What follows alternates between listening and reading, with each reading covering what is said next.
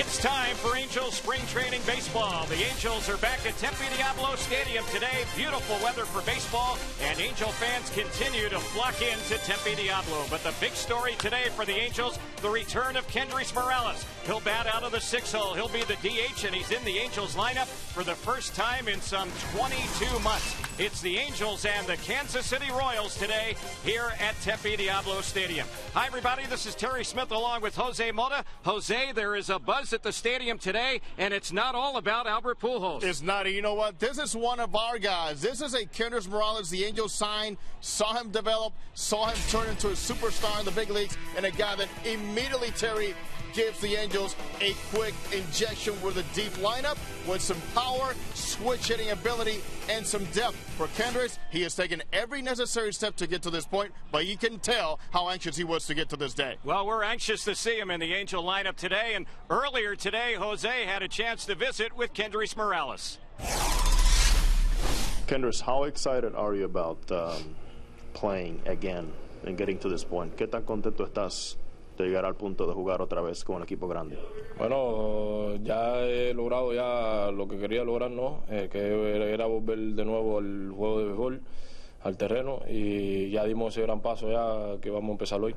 I've gotten to the point where I really wanted to get to, which is to take the next step to play the game of baseball, and we took the big step today, and I'm looking forward to it. What has been the toughest part for you? ¿Qué ha sido lo más difícil para ti? Bueno, la recuperación que he tenido no ha sido bastante larga, pero ya gracias a Dios que hemos sobrepasado todos los malos momentos y los malos pensamientos y ya estamos ready. The toughest thing has been just the recovery time, also getting over the mental hurdles, some of the bad thoughts I've had, and over the tough moments I've had, but overall, through the rehab, has been the toughest thing right now. What do you expect from the crowd as they see you for the first time in one of the big games? You have played some minor league games. ¿Qué tú esperas de la afición cuando te va por primera vez en el juego grande en el día de hoy? Bueno, yo pienso que deben de estar bastante contentos, como lo estoy yo ahora, ¿no? De ya volver a verme en el line de nuevo, ya que hace 2 años que no me han visto. Y nada, darle el mejor espectáculo para que ellos sigan confiando en uno. I certainly hope that they're excited, because I'm excited, and I hope to, because it's been 2 years they haven't seen me in a uniform. I'm as excited as they are too, but also knowing that for them it's a special moment as it is for me, and hopefully I'll give them something to cheer about. Thank you very much. Welcome. Thank you.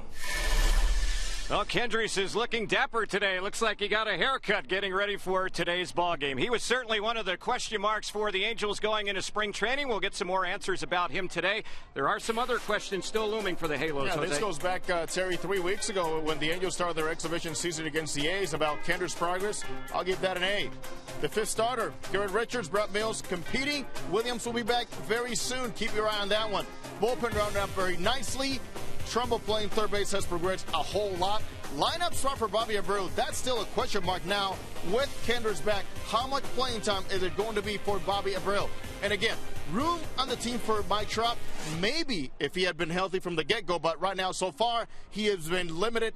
But the good news is he has played some minor league games and finally got to play a big game here a couple days ago. Well, the starting pitcher for the Angels today is Jared Weaver. It'll be his 4th start here in the Cactus League. Danny Duffy will go for the Royals. He grew up around Santa Barbara. And you got the proven starter in Jared Weaver with a great fastball location. He is now going to elevate his pitches, maybe close to 80 here today. And look for him to work on maybe not overthrowing that breaking ball. He has been a little tough on himself because his spin has not been there yet. These two teams will certainly get to know each other more. They will open up the season against each other at the Big A. Opening day for the Angels and the Royals will be coming up on April the 6th. When we get back here in Tempe, it's the Angels and the Royals. We'll have the starting lineups and the start of today's game. It's coming up next on Fox Sports West.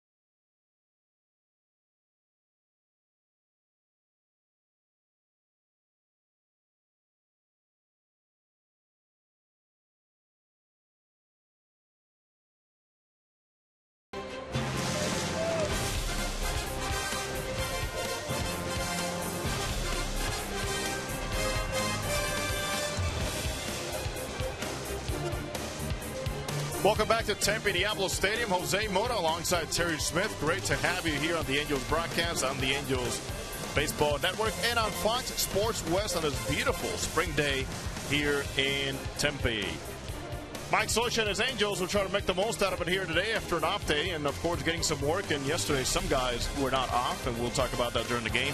And the lineup for the visiting Kansas City Royals, they're managed today because it is a split squad, not by Nedios, but by bench coach Chino Catahia. Alex Gordon is leading off in left field. Gold Glover in left field, Alex Gordon. Batting second, Johnny Giavotella at second base. Eric Hosmer, an all-star in the making, at first base, batting third. Max Ramirez with 3 home runs already this spring, a designated hitter, batting fourth. Mitch Meyer in right field, batting fifth. Batting sixth for the Royals, Unieski Betancourt, who comes back to the Royals after a year out in Milwaukee. Unieski is at third base. Batting seventh is Lorenzo Cain, having a sensational spring in center field. Brian Pena is a catcher, batting eighth for Kansas City. And batting ninth is shortstop Alcides Escobar. His tie to the Angels, well, he's a cousin of Kelvin Escobar, former Angels pitcher. As the Angels take the field with Jared Weaver on the mound, Eric Ibar is leading off at shortstop. Howie Kendrick at second base. Albert Pujols in a little bit of a slump here in spring training. Pujols is at first base, batting third. Torrey Hunter batting fourth in right field. Vernon Wells will follow. He is in center field this afternoon. Kendrys Morales, yes, you heard it right. Kendrys Morales is batting sixth as the Angels designated hitter. Batting seventh is Bobby Abreu in left field. Batting eighth is Alberto Callaspo, solid as always at third, and also with a bat. The switch hitter is batting eighth. And Chris Iannetta returns to the Angels lineup. Iannetta caught very well yesterday during the off day for most of the team, but Iannetta threw out a runner, had a double, and scored a run. He is batting ninth. He's the Angels catcher.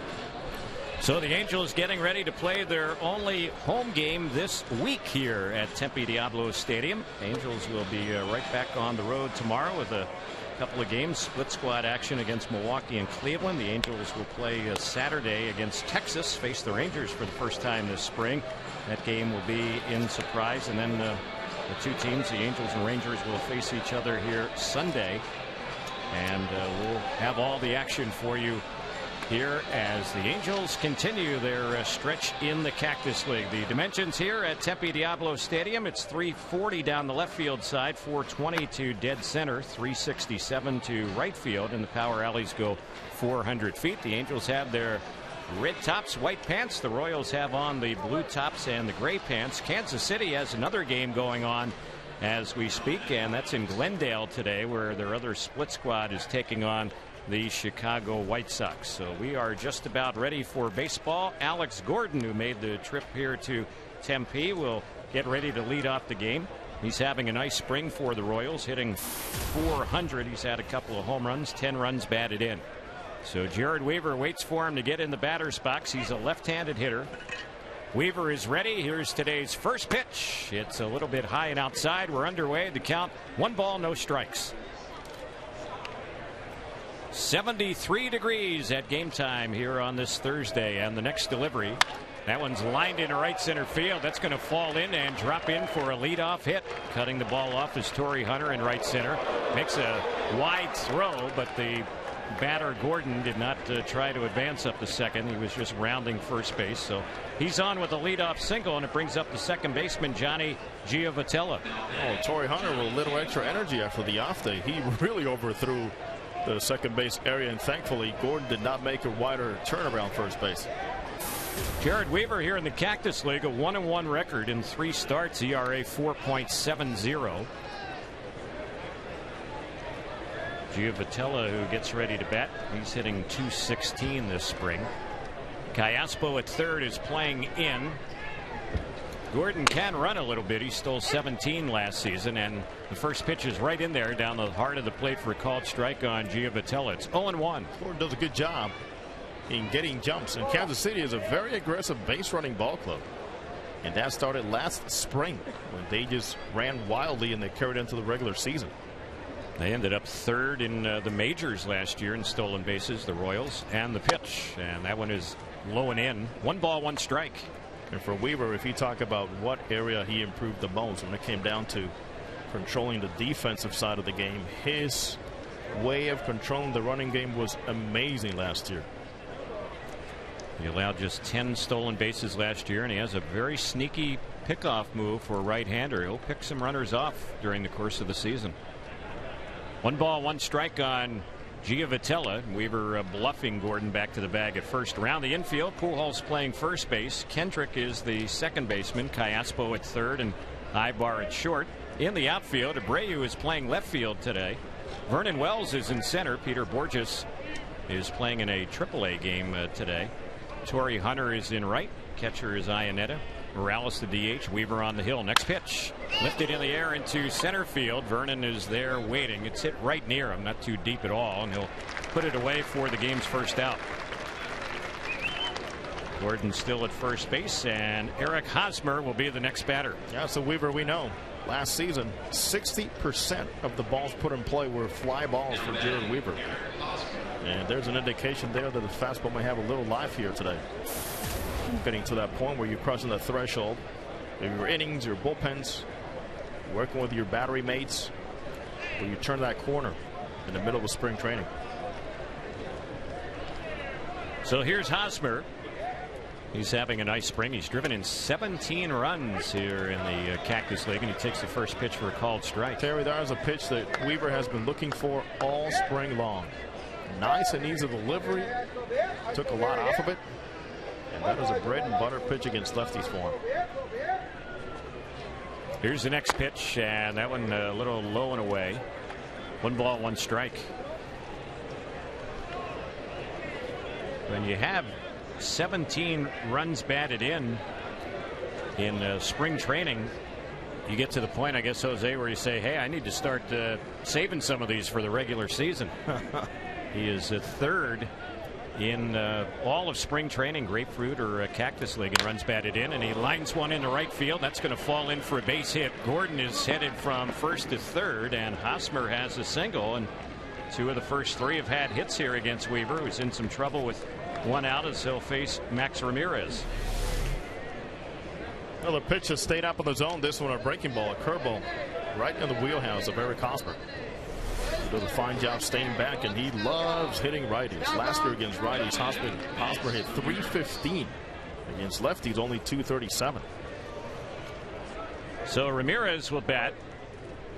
He is a catcher, although DHing, non-roster player. Signed a deal with the Kansas City Royals, trying to win a spot on their opening day roster. Weaver in some trouble. Runners at first and third. Here's the pitch, and that one is chopped foul over by the batter waiting on deck, Mitch Meyer. I was talking before the game about Weaver maybe using this day to pitch inside a little bit more. He's at that point he can do that, and Ramirez is a perfect candidate. If you watch where his hands are, where his elbows are, so exposed to the hitting area, you go ahead and make him extend. Jared is ready. He could use a double play ball on the pitch. That breaking pitch missed a little low and outside. You were talking earlier about Weaver, and he's known as a fly ball pitcher, but in this situation he could use a ground ball. Certainly Ramirez is a guy you could double up if you get him to hit it on the ground. Jared's pitch, and a swing and a miss. Fooled him there. It's 1 ball, 2 strikes. Oh, Ramirez has that home run swing, that power going here in spring training. 3 home runs. You can see him really pull off the ball here. A nice change of pace by Weave. Seems like he's in between right now with some good breaking balls and some that he's still trying to get a feel for. So the count's 1-2. Next pitch, and he got him, swung on and missed. He chased a high pitch. He was outside, threw it by him, struck him out. That's out number 2. That's what he calls setting up a hitter.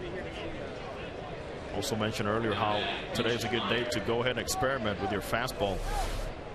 But he set this whole at bat up by the slow stuff. So now the batter is Meyer, left-handed hitter, reserve outfielder for them, who gets the start today in right field. First pitch, runner at first goes. The pitch is strike. Throw to second late. The runner at third. Gordon did not break for the plate. He was just kind of hanging around third. So it'll be a stolen base for Hosmer. And now they have runners at second and third with 2 outs. 0-1 on Meyer. Watching Iannetta before the game, he really is throwing the ball well. No ill effects whatsoever. The foul tip he caught in his right elbow last week. Jarrett is ready. Infield is back with 2 outs. 1 strike pitch. A swing and a miss. That one had some good movement on it. And it's 0-2 on Meyer. Overall, great motion all the way around. Great arm speed.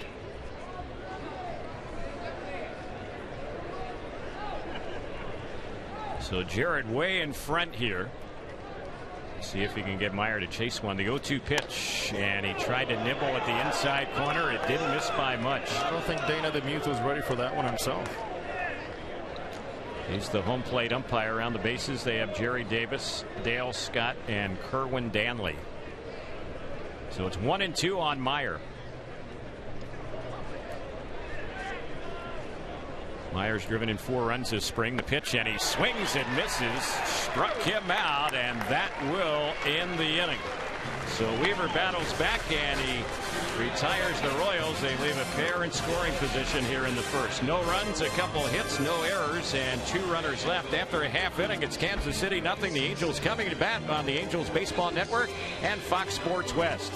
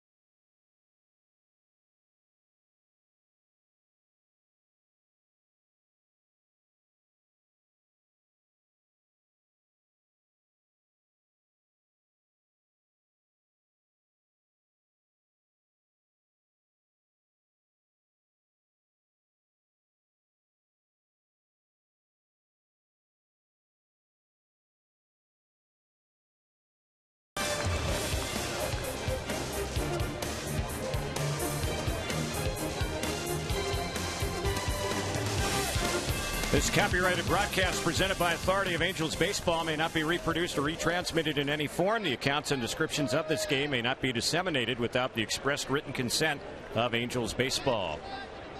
On the mound for the Royals, their left-hander Danny Duffy, and his first pitch on Eric Ibar. It's low and away for ball 1. It's 1 ball, no strikes. Danny Duffy, pretty firm fastball, curveball change. He has been a strikeout pitcher throughout his minor league career. And he has a good arm. Here's the 1-0. That one is fouled off right near the batter's circle. So the count even. It's 1 ball, 1 strike. Duffy is one of those question marks right now for Kansas City in their rotation as it rounds up. But this is the deepest rotation they've had in spring training in a long time. He made 20 starts for them last year. Had a 4-8 record, ERA of 5.64. The lefty's 1-1. There's a bunt. It's pushed out near the mound. Duffy off the mound has it, throws late. That's going to be a bunt hit for Ibar, starting off the Angels' first inning. That's what we call a thing of beauty.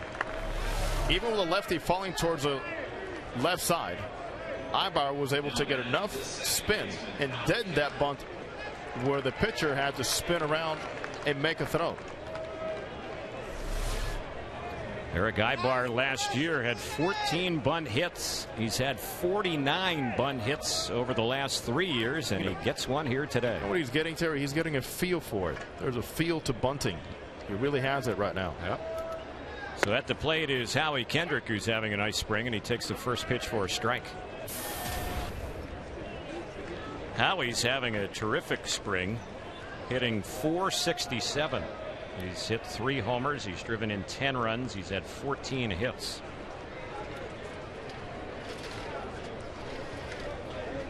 Duffy looking at first base. Ibar can run, not going, and the next pitch grounded down the third base side out of the reach of Betancourt and through into left field. That'll be a base hit. That was just out of the reach of Betancourt, a former shortstop who's playing third base. And the Angels have runners at first and second for Albert Pujols. Well, this seems to be the template here in Tempe. When Albert Pujols comes to hit, Terry, the first time up, hasn't it?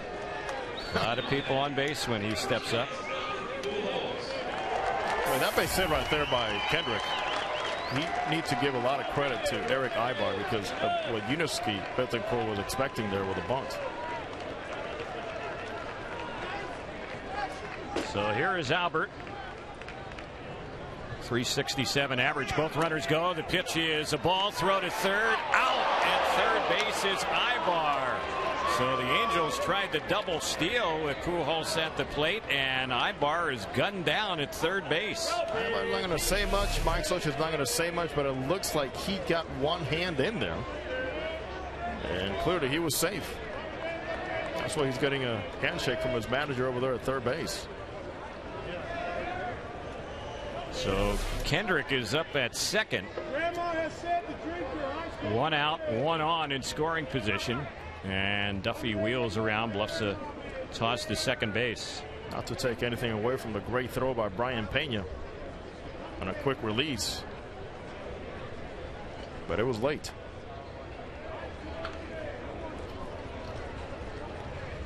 Duffy checking second, delivers. Albert takes that one high. The ball skips off the glove of the catcher Pena, and it goes back to the backstop. So that will enable Kendrick to move to third base on a pass ball. Pitch was high, but Pena, the catcher, got a lot of glove on it. Miscommunication here with that man at second base. Pena totally got crossed up on that one. It was a high fastball, and certainly Duffy threw a fastball instead of the breaking ball Pena was expecting there. You got a young, amped up pitcher and trying to make the ball club, and you have a veteran backup catcher in Pena. Their number one catcher, Salvador Perez, is out for a few weeks after knee surgery. Here's the 2-0 pitch with the runner at third, and that one's fouled back off the screen. 2 balls, 1 strike.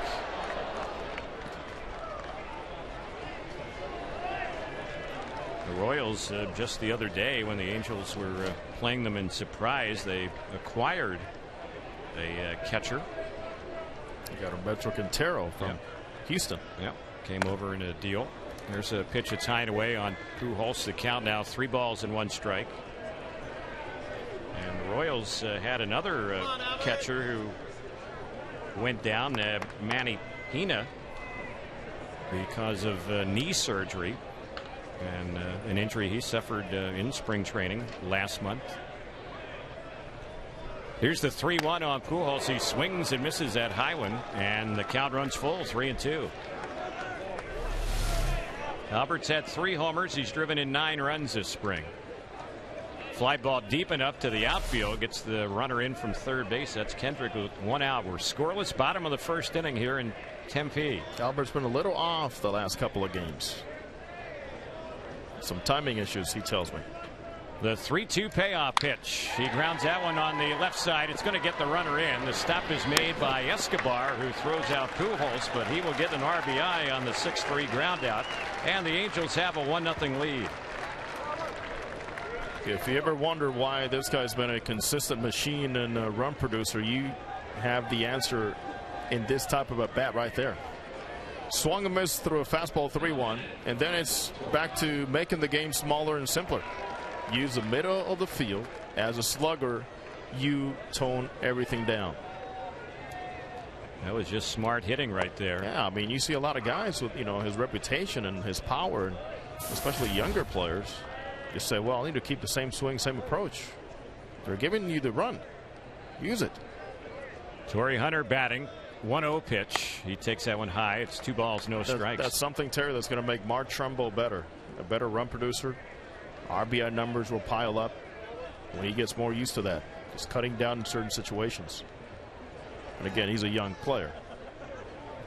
Here's the next pitch on Torrey. Hits it hard but right to short. Fielded there by Escobar. Long throw to first in time, and that will end the inning. So the Angels come up with a first inning run. A pair of hits in the inning. There were no errors to pass ball factoring into the run, and no one left. After one, it's 1-0 Angels on the Angels Baseball Network and Fox Sports West. Driven by...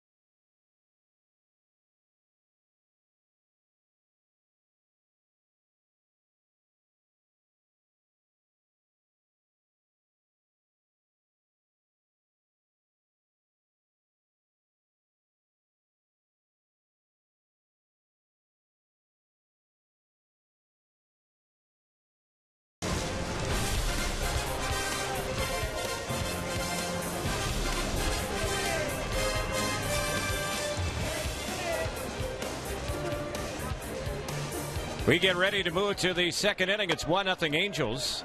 And the first pitch from Jared Weaver on Yuniesky Betancourt. It's low and away for ball one. It's 1 ball, no strikes. Betancourt, Kane, and Pena the batters. Here's the next pitch. Lifted in the air into shallow right field. Going back is Howie, and he's not going to be able to make the catches. Torrey Hunter came in, and it dropped in between the two of them. So a little flare off the bat of Betancourt. He has a leadoff hit to start off the Royals' second. It's a good effort by Howie Kendrick going back.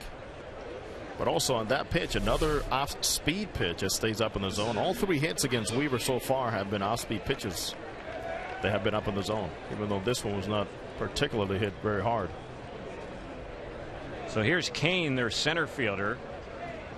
And he's having a very good spring for them, as he's trying to win a spot on their opening day roster and also win the center field job. The pitch, that one is in there for a called strike. Yeah, here's a player they will like to see him bunt a little bit more and use that speed he possesses. You can see where Callas was playing that the Angels aren't even worried about him showing bunts. Right. And they should be. Yeah, he's a guy who can run. Here's the pitch, and he hits one high and deep into left field, and that one is way out of here. Maybe that's why. Boy, oh boy, that was a tape measure home run right there by Kane. I mean, he really put a charge into it. No doubter right there. That ball was hit way over 400 feet. Well, he enjoyed it for sure. He actually flipped his bat. That's home run number 4. And for Lorenzo Kane, that's something they're not going to expect from him a whole lot during the regular season. But that's a no doubter. It's a Trumbo shot right there. Yeah, it sure was. So the Royals jump on top now 2-1 as a result of that homer. Kane had 16 home runs last year in AAA. And here's the next batter, Pena, switch hitting catcher, taking a pitch low and inside. It's 1 ball, no strikes.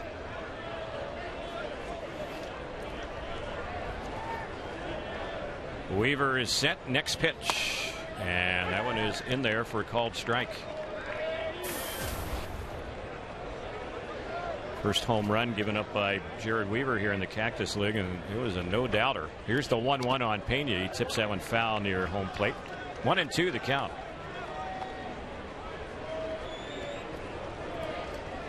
Alcides Escobar, the shortstop, waiting on deck for Kansas City.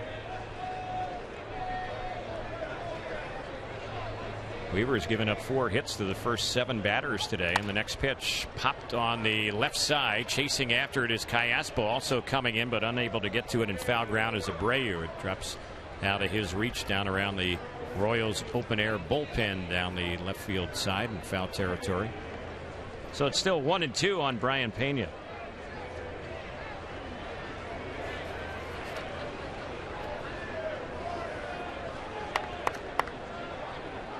Jared is ready.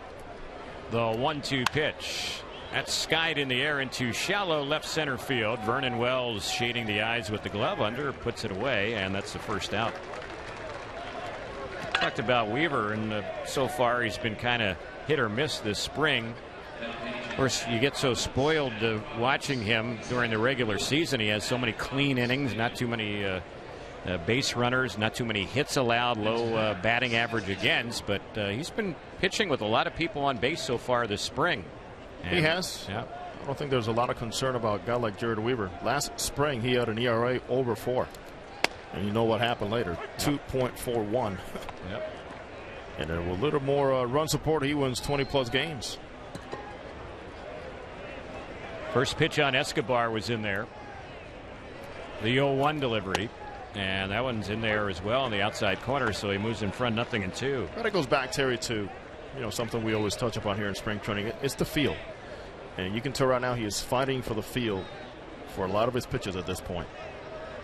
2-strike pitch, and that one is cut on and missed. Struck him out on a very high fastball, and that is out number 2. Got to tell Escobar it's 3 outs in this league. Yeah, he was ready to go out the shortstop.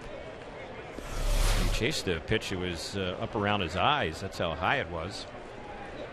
So now the top of the batting order, Alex Gordon will step up. When the Angels bat in the bottom of the 2nd inning, it'll be Wells, Morales, and Abreu. So Kendricks will hit second in the bottom of the 2nd, and I hope he gets a warm round of applause. I'm sure he will, and I hope a lot of fans get on their feet and give him a standing ovation today. That'd be great.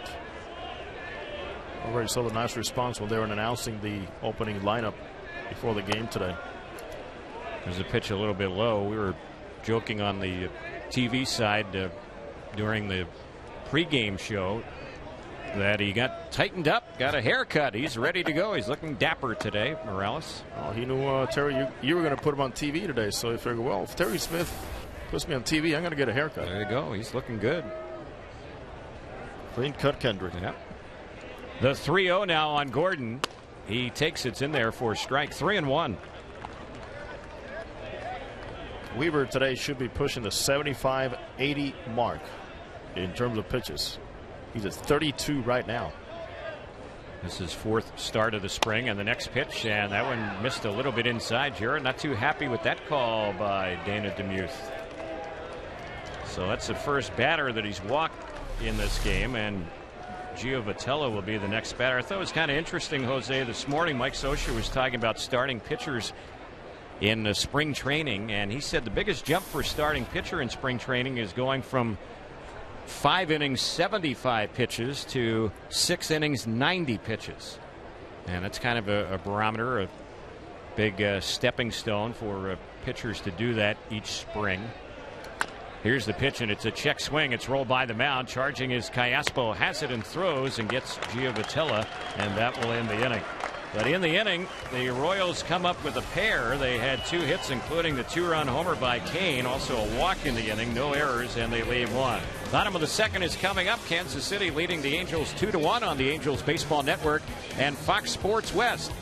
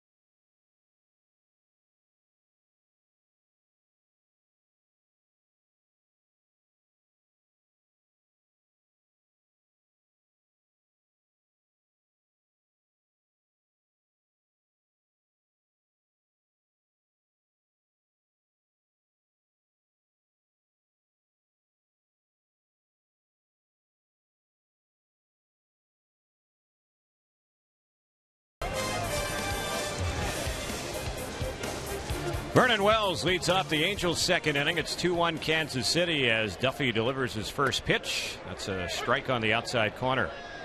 It'll be Wells, Morales, and Abreu for the Angels here in inning number 2. Duffy gave up a run in the first inning. It was unearned, and there's a swing and a miss by Vernon Wells. No balls, 2 strikes. There's a good changeup. They're trying to get him to throw a little bit more often here. That was good tailing action. Great arm speed. So Vernon deep in the hole. Duffy's 2-strike pitch. Lifted in the air on the right side foul. It's playable. It looks like Hosmer, the first baseman, makes the grab, and that'll be the first out. And now the batter will be Kendrys Morales. Party at the elevator inning.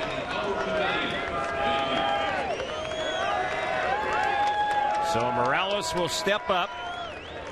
First time that he has hit in an Angel uniform since May 29th, 2010.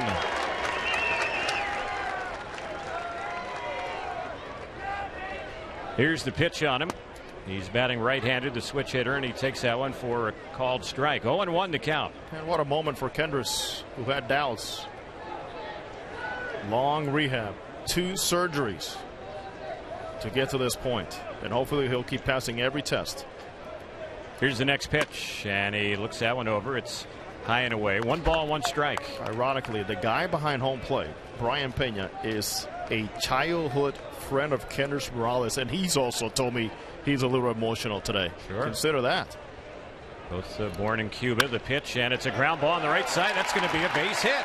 So Morales gets a single as he skips that one in between Hosmer and Giovitella. He's on at first base with a hit.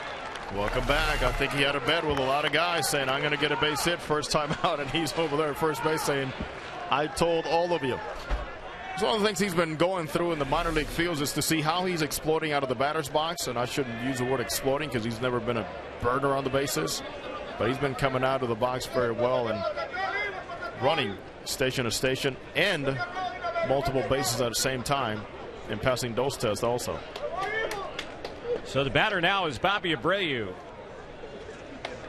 He's hitting 7th today, and he takes the first pitch that's in there for a called strike. Abreu's had a tough spring so far. 3 for 26, no runs batted in.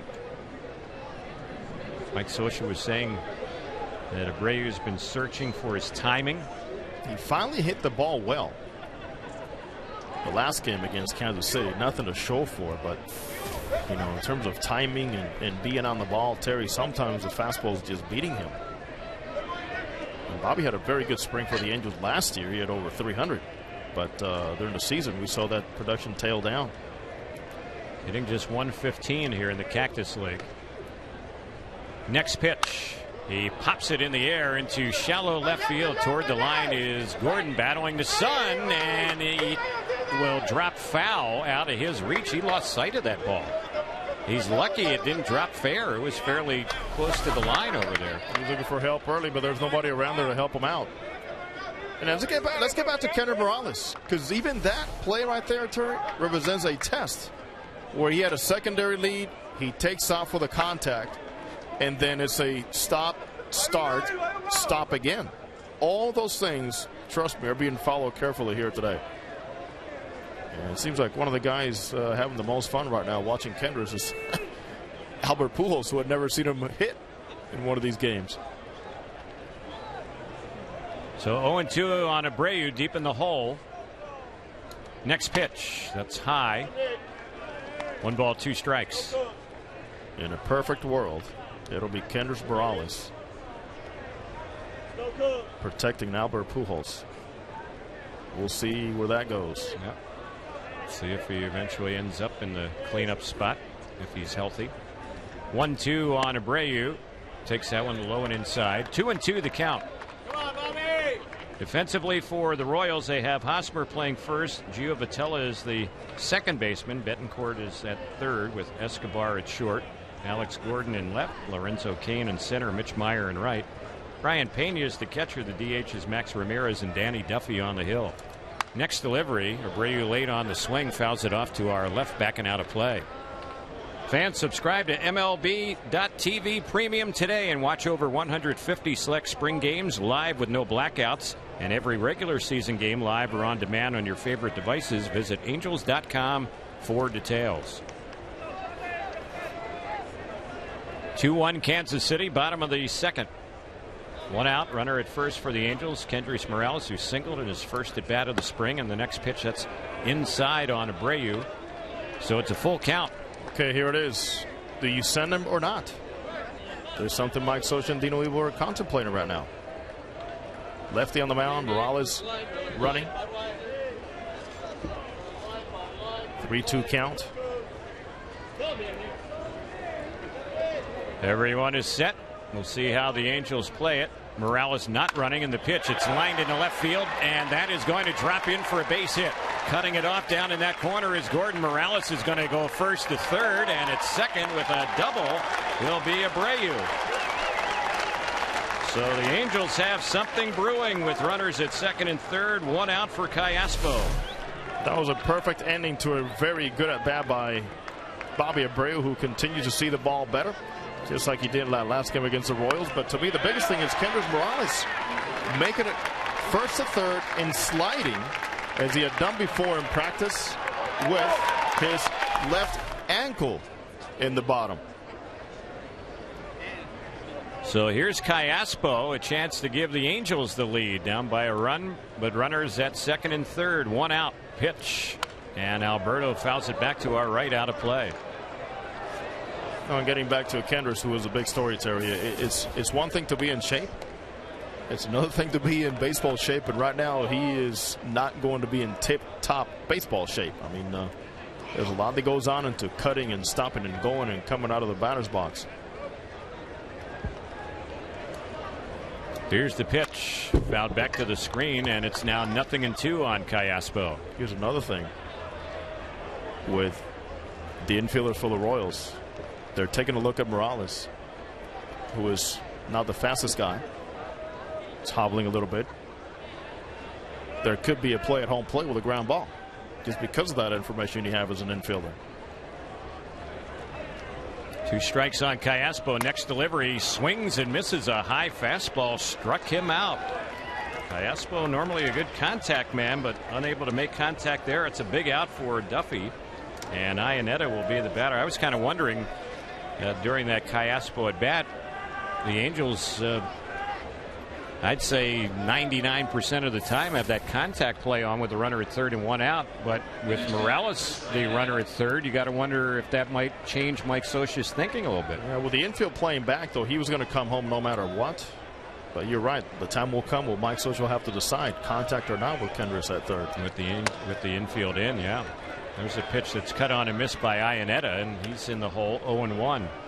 There are so many things you cannot recreate, duplicate, that just take place in a real live action baseball game, and they're happening very quickly here for the Angels and Kendrys. 1 strike on Iannetta. Next pitch, and that is a strike. Iannetta thought it might have been a little higher outside, but it's in there, says Dana Demus. So now it's 0-2. Iannetta finally got to play yesterday in a minor league game, stroked a double, threw out a base runner, while the rest of the teammates were resting. A well-deserved off day. 2 strikes to count on him. Here's the next pitch, and that's just a little bit outside. Iannetta hit a home run in the first Cactus League game, and that was some 2.5 weeks ago. It came in his second at bat. He hasn't homered since. And so far this spring, he is 4 for 18. 1 ball, 2 strikes. The next pitch, he takes that one a little low and in. 2-2. All right, Iannetta not only brings to the Angels a good offensive presence in the bottom of the lineup, the bottom third, but also the Rockies pitchers had a lower ERA significantly last year with Iannetta behind the plate than with other guys behind the plate. Solid receiver. Here's the 2-2, and he lifts that one in the air in the left center field. Chasing after it is Gordon. He dives, and he can't make the catch. The Angels are going to get 2 runs in. Iannetta will stop at second base. He delivers with 2 outs, a double, and the Angels are back on top. It's 3-2. Bottom of the lineup presence. That's all depth and something the Angels haven't had consistently in a long time, and Iannetta brings it once again. Welcome back. 1 swing, 2 runs. That was a good job of hitting right there. A 2-strike, 2-run double. Just out of the reach of Gordon. And now the batter will be Ibar. A hit could mean another run with 2 outs. I think Kendricks might be a little tired right now. Where's Rick Smith? There he goes. Smitty's following him. Yep. First pitch, that's a called strike on the outside corner on Ibar. What a great feeling Kendricks was telling me before the game. Just to be part of the team. Because rehabbing is one thing. Playing and being out there with the guys working is totally another. 0-1 pitch. Lined into left. That's going to fall in for a base hit. Iannetta will be held as the throw comes in from Gordon. And boy, it was a good throw. Dino Ebel made the right move there, putting the brakes on Iannetta on the single by Ibar. The inning continues. Runners at the corners for Howie Kendrick. It's a nice piece of hitting by Eric, and Dino Ebel put on the brakes on Iannetta early, but I think Eric Ibar should have been at second base right now. He got caught looking at the base hit. He did not follow that throw from Gordon in left field. Way overthrown.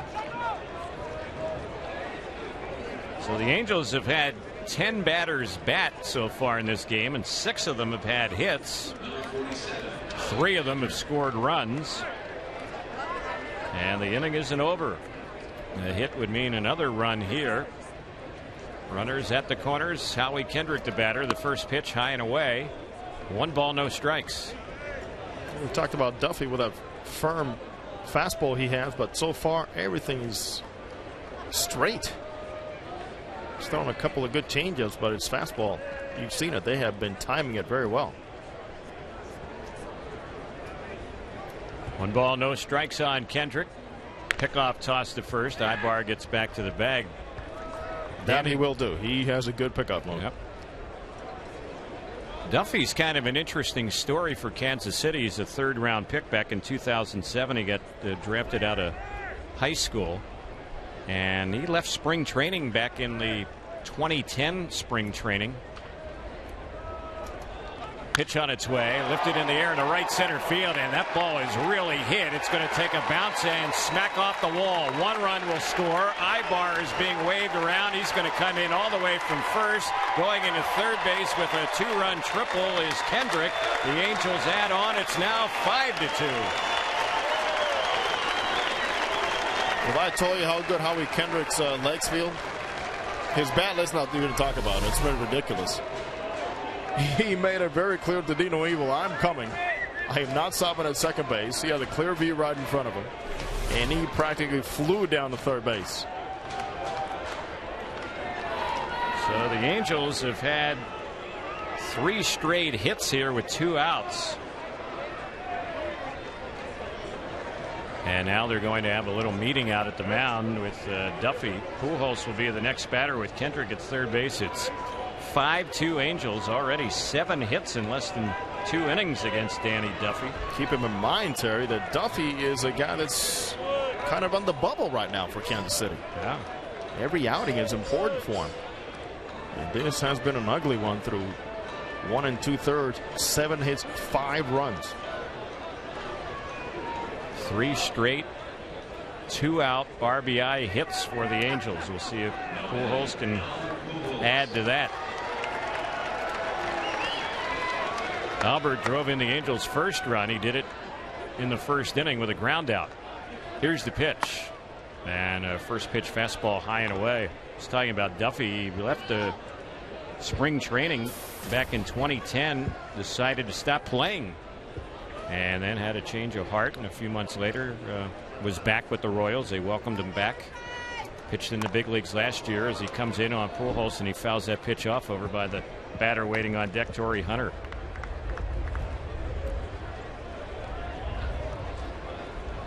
Royals kind of went through Something similar with Zach Greinke when he was with them as well. So they've had some experience in situations like that in recent years. 1-1 pitch, up and in. Pujols did not move those feet. He just stayed in there and just kind of moved his head back a little bit. It's 2-1. It was a breaking ball that got away from Duffy this time. Totally overthrew that curveball. The Angel bats are hot today, up 5-2 in the second. The next pitch, that's lined into center field. Coming in is Kane, and he will make the catch on that one. It stayed up, and he puts it away. That'll end the inning. The Angels have a good inning, scoring 4 times, doing it with 5 hits in the inning, no errors, and 1 runner left. We've completed 2. We move to the third. 5-2 Angels on the Angels Baseball Network and Fox Sports West.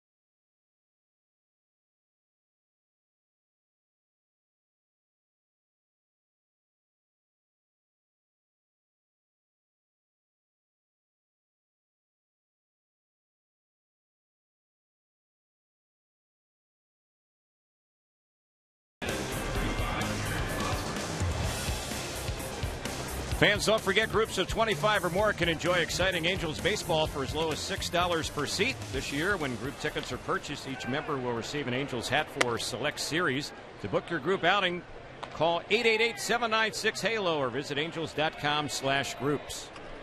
Third inning we go. Hosmer, the batter. First pitch from Weaver missed, and the 1-0 delivery. That's in there for a called strike on the left-handed batter. It's 1-1. Hosmer got a curveball up in the zone before and hit a line drive to right field. Here's the 1-1. He moved away from that one, and that pitch nipped the inside corner, so he's in the hole. It's 1-2. That's a pitch that Weaver has not been getting the first couple of innings from Dana the Muth. There it is. 1-2 delivery. It's lifted in the air into shallow left center field. The left fielder is Bobby Abreu this afternoon. He puts that one away, and that is out number 1. The young Bobby. New haircut. You see that? Yeah, he got tightened up too. Yep. He knew he was going to be playing left field on TV today, I guess. Abreu and Morales have the same barber in that clubhouse, or what? Let's find out. And Bobby keeps getting at bats as he had asked Mike Scioscia. Here's Ramirez batting. He bounces one off the plate out to the mound. Weaver has it, throws a little bit low to Pujols, but in plenty of time to get Ramirez, and 2 quick outs here in the third inning. Rarely will you see a pitcher on a comebacker actually back off like that to make a play, but it was high enough and it didn't have a whole lot of spin where Weaver could afford to do that. Usually when pitchers have to go back like that, they decide to just let it go smartly to avoid injury. Here's Meyer batting.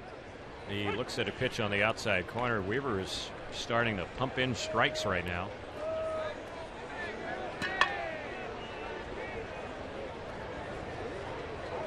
The 0-1, and that breaking ball a little bit low. 1 ball, 1 strike. Fans, the official book of Angels baseball is now available at the Angels team store. This one-of-a-kind book features 50 years of excitement and Angels memories. Purchase your book today at the team store, which is now open 7 days a week. Next delivery a little bit low on Meyer. It's 2-1.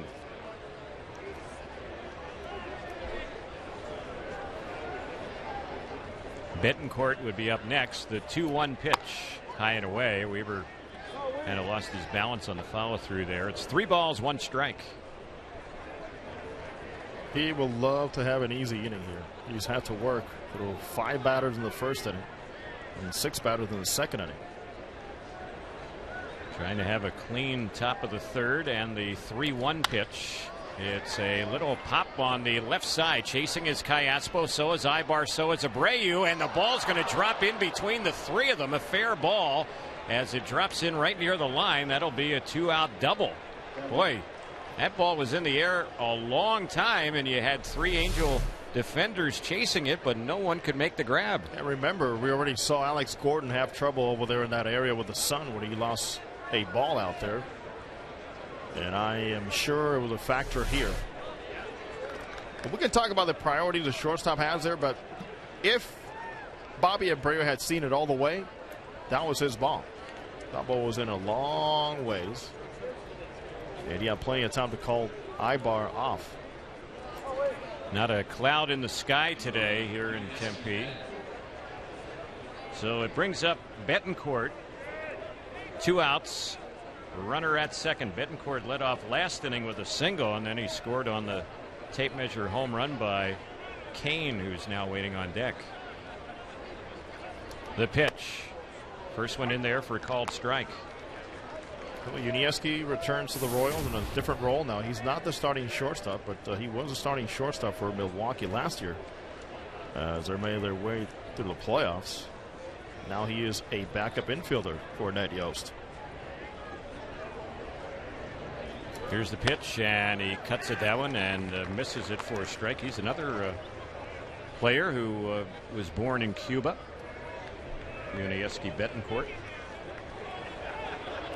And he's a guy that is normally swinging the bat. In 152 games last year with Milwaukee, he walked only 16 times. He's hacking. Yep. The 0-2. He does look at that one. It's low. Good block by Iannetta. 1 ball, 2 strikes. And sometimes it drives a manager crazy in certain situations. They want Unieski to take pitches, but he's reluctant, mostly related to the fact that he is afraid to hit with 2 strikes a lot of times. Once you lose that fear, you become a better big league hitter. 1-2 the count. Weaver's delivery, and that one is swung on and missed. He chased a high one, struck him out, and that'll end the inning. That's why he doesn't like to strike, I guess. There you go. Strikeout number 4 for Jarrett in the inning. No runs. They had a hit, no errors. They leave a runner at second. Bottom of the third is up next. It's 5-2 Angels on the Angels Baseball Network and Fox Sports West.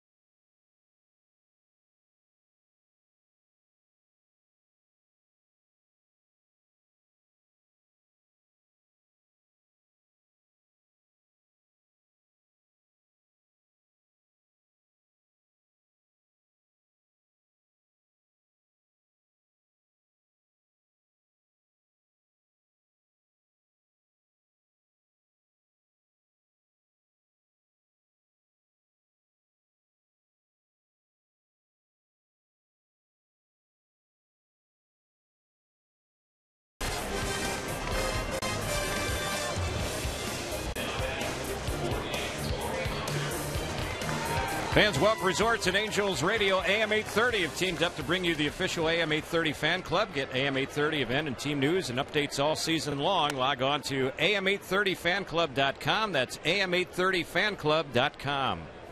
At the plate is Torrey Hunter. First pitch, he takes it for ball one. Hunter so far today, ground out to short, and the next pitch on Torrey, that one is high and away. 2 balls, no strikes. As you were mentioning Zach Greinke earlier, the social issues he has, social disorder, and leaving the team, almost abandoning his career. Well, he's going to be facing the Angels tomorrow at Maryville. Yep. Angels have a split squad day, and we'll have the front end of that split squad doubleheader for the Angels tomorrow. Angels and Brewers. Angels will also have a split squad game against Cleveland. There's a swing and a miss by Torrey at a 2-1. It's 2-2.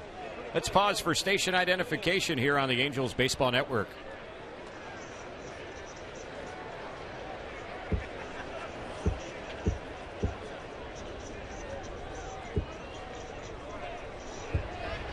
Two-two delivery. It's high and outside. It's now a full count, 3-2. Come on, Torrey. Hunter, Wells, and Morales. Kendrys Morales in his first game in an Angel uniform since May 29th, 2010. And what did he do his first time up today? Got a hit. And on the 3-2, Torrey takes high and away. He's on with a leadoff walk. How about Torrey Hunter working counts and being patient and laying off that high fastball? Very good at bat right there for him. Here's Vernon Wells, who popped out to Hosmer, the first baseman, his first time up. He's 0 for 1. Vernon hitting .273 in the Cactus League, entering play today.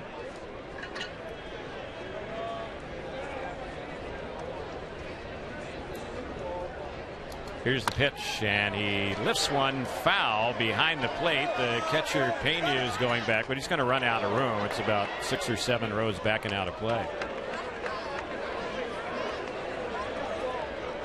0-1 to count on Vernon.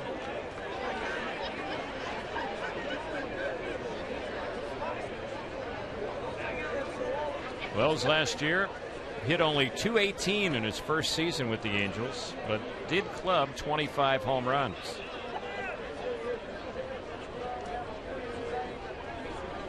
Duffy has a new baseball, looks over at first base. A long look there, and the pitch. Wells fouls that one back just to our right, out of play. So see the count move to 0-2. Kansas City Royals, the Angels' opponent for a second straight game. The Angels played them on Tuesday as well, had the day off yesterday. The Royals won 71 games last year. They were 71-91. They finished in 4th place in the AL Central, 24 games out of first. They torture the Angels. They beat the Angels 7 out of 10. Yeah. There's a toss over to first base. So about 10% of their wins last season came against the Angels. They were absolutely impossible. Yeah. Royals have had losing seasons in 16 of the last 17 years, including 8 straight losing seasons. The pitch, hard hit, and by the third baseman Betancourt. That's going to roll down in the corner. Torrey's going to head to third. He better hurry, and he is out. Alex Gordon can throw, and he guns down Hunter trying to go first to third. Wells ends up at second. He'll get credit for a single on that one. The Angels have had their second runner thrown out at third base here in the early going, and here's Kendrys Morales. What a great transition it has been for Alex Gordon. Former third baseman, did not pan out, but last year he led the major leagues with 20 assists because of plays like this. Gold Glover in left field, converted from third base. Beautiful. So here's Morales. He bounced one through the right side of the infield his first time up for a hit. His first Cactus League at bat with the Angels. He had played in a few minor league games before today. And the pitch. That one a little bit low. He has a chance to drive in his first run this spring. And just to remind our listeners and viewers, Kendrys Morales has been hitting since November. He has not been limited to swing the bat. 1 ball, no strikes on him. Switch hitter batting right-handed against the lefty. Next pitch, and he was late with that one. He misses it. 1 ball, 1 strike. As we get more specific about his ankle, remember from the right side it is his landing ankle, the one where he had the 2 surgeries on. So it's one where at times he'll have to spin on and land softly on. So all those things, you know, go into play here, and hopefully he'll be okay tomorrow to continue, because Mike Scioscia will like for him to play tomorrow again. 1-1 pitch. He takes that one low and inside. From the left side, it'll be his back foot, so there's even more torque and more action from the left side when he swings the bat. The second surgery that Morales had came last May, and the left ankle was operated on again. The pitch, he pops this one up on the right side. Easy play for the first baseman Hosmer, near the bag and fair ground, right across from first base. He'll make the catch on that pop-up. That's the second out. Bobby Abreu will be the batter. Morales had the left ankle surgery, the joint of the ankle, to clear out some scar tissue. He had very little flexibility after he pushed himself. Remember, at this point last year, we thought he was going to play. In fact, he made that trip to Kansas City and Tampa Bay to begin the year last season with the Angels, thinking he was on the right track. Right. And then it all went south when he was about to cross the threshold. Here's Abreu batting. Bobby takes that one low and inside. He doubled and scored last inning. He's 1 for 1 today. The double for Abreu, only his second extra base hit so far this spring. His last 2 games is the best I've seen Bobby all spring long.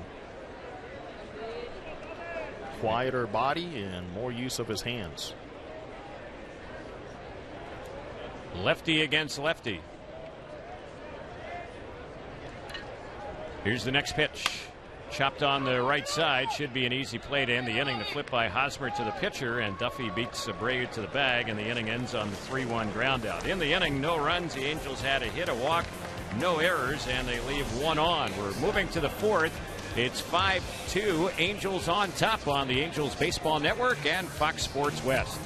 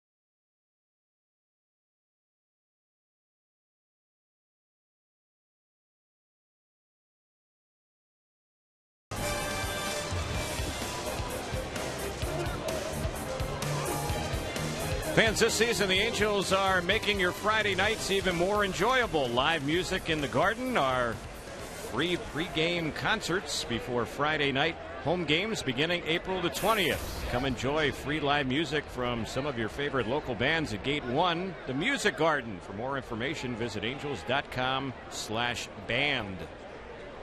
Kane will lead it off against Weaver. We start the fourth with the Angels up 5-2, and Kane was showing signs of bunting and takes the pitch for a strike. Oh, that's what we were talking about last time. I mean, he went deep to shut me up. Jared is ready. Now the 1 strike pitch. Big cut and a miss, so it's 0-2. What I can tell you is he's not going to make a lot of money in the big leagues with that swing. 2 strikes to count on Kane, and the next pitch he checks his swing. I'm not sure what size bat he uses, but it looks like he has a very long bat, Lorenzo Kane. No kidding. It's like one of those throwbacks. Dave Kingman 36-inch bat right there. Yep. Here's the 0-2, and it's a little bit low. 1-2 the count. And with a combination, he's got some long arms. He's going to cover a lot around the plate and a long bat. Very susceptible to the fastball in. 1-2 pitch. He hits this one a mile high on the left side of the infield. Let's see who's going to make the play. It's going to be Callaspo, and he makes it not too far away from third base, and that'll be out number 1. It's a good job by Chris Iannetta. All those things we were putting together, the long bat, the long swing, chasing the high fastball. Well, let's repeat location here. What do? Tie him up. 0 extension on that swing. Yep. Here's Pena, their catcher. He is a switch hitter batting from the left side. He takes the first pitch for a ball. It's 1-0. Angels outfield shading him a little bit the opposite way as he bats left-handed. The 1-0 pitch. That's a low and in ball, too. 2 balls, no strikes. I was talking about Pena and how emotional of a day it has been for him, too, watching his childhood friend return from a devastating injury. Talking about Kendrys Morales. Weaver's next pitch fouled back to the screen. And Terry Pena is one of those guys that, even though he's not the everyday catcher, a very jovial guy, and like Kendrys himself, carries a big smile around the clubhouse. It keeps guys happy, it keeps guys loose, but also he imparts a lot of knowledge about baseball because he's been playing for a long, long time, starting back in Cuba. Now 30 years old, and he grounds that one through the left side. That's going to be a base hit, a 1-out single. So Pena has his first hit today, and for the Royals, they've picked up a total of 6 hits now against Jared Weaver. I'd love to be in the dugout just to hear what Kendrys Morales might be yelling at Brian Pena right now. Maybe give him some tricks about hitting Weaver. That was a nice piece of hitting there by Brian. Might be telling Pena, hey, we're even now. We each have a hit. Thanks for calling that pitch. Yep. Escobar will bat. Alcides Escobar, 25 years old. Shortstop for the Royals, and he takes that one low. Recently signed for a 4-year contract, well deserved, and his manager Ned Yost and the general manager Terry think this guy is second to nobody when it comes down to filling his position in the big leagues. And he led all of the major leagues in assists last year. That's how good he is and how much ground he covers. Yeah, he really has good range and a very good arm. He has a strong arm, solid defender. Even though last season he committed 15 errors, but he was a guy who missed only 4 games last year. Let's consider 15 errors. Eric Ibar committed 13 errors, and he won a Gold Glove. So it's not about the amount of errors, but what you can cover. And this guy certainly has put himself up on the map when you consider him and treat him next to other big league shortstops. You know, and the Royals insisted in that trade with Zach Greinke that he be in that package for Milwaukee. 2-0 is the count. Weaver's next pitch. That one is lifted in the air into left center field. That ball's hit hard, and that is going to split the outfielders and roll out to the warning track. Pena, who is on at first base, will get the third. It's a double for Escobar, and the Royals have something brewing with runners in scoring position and only 1 out. Bottom of the order right now has had Weaver's number. I mean, 4 hits between Betancourt, Kane, Pena, and now Escobar. And it's all due to just poor location on certain counts from Jared Weaver. So the tying run will be coming to the plate in Alex Gordon, and Weaver is yet to retire him. Gordon has a single, and he's also picked up the only walk issue by Weaver in this game. So the Angel infield will play it halfway. Outfield is straightaway. Gordon drove in 87 runs last year for Kansas City, and he takes that pitch for a called strike. Here's what goes into play here with the infield halfway in. They know Pena is not the fastest guy at third. They know he's probably not going to go on contact, but they also don't want to bring the infield all the way in to give up more coverage on Gordon, the hitter. 1 strike pitch. That one's high. 1 ball, 1 strike. Alex Gordon will strike out, and Weaver, even though he might not claim to be a strikeout pitcher, he strikes out a lot of batters. Gordon, he also claims to that he's not the ace either. Right. Very modest. 1-1 pitch. It's lifted into left field. Bobby Abreu will have a play. Pena's getting ready to tag. He will tag. The catch is made. The throw comes to third base, and just getting there is the runner Escobar. Pena scores on the sac fly. Royals get their 3rd run in the game. It's now a 5-3 Angels lead with 2 outs here in the 4th. It's all about situational hitting for Alex Gordon. He takes a good pitch the other way, and Bobby Abreu did a fine job getting behind the ball and left field to get some momentum in that throw to third base, even though it was not on time. So here's Gio Votella, the second baseman, with 2 outs and a runner at third. We were trying to get out of the inning without any more damage, and first pitch missed a little bit low. It has not been easy so for Weaver so far. 64 pitches.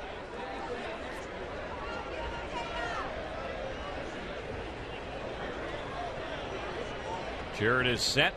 Next delivery on the right-handed batter, and he will poke one into left field. It's going to fall in for a base hit. Coming in and scoring from third is Escobar, and now it's a 5-4 Angels lead.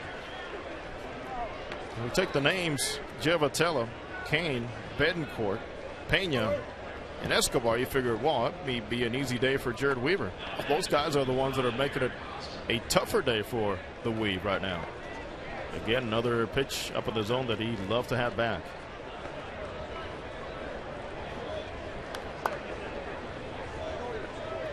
Hosmer will bat. He's 1 for 2.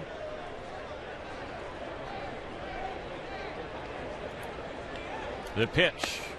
And that one is a pitch that misses. A snap throw by Iannetta. Diving back to first base is Gio Votella, the base runner. Well, we expect to see Weaver opening day. I'm not making any official announcement here, but logically he'd be the choice. That'll be April 6th at the Big A against these Kansas City Royals. 1 ball, no strikes. Next delivery, it's up and in. 2-0. Weaver was the opening day starter for the Angels last year at Kansas City. Got the win. Went 6 1/3, only allowed 2 hits. 6 punchouts, and Mike Socha let him go, Terry, 107 pitches in that first outing last year. All right. Here's the next pitch. That one is high.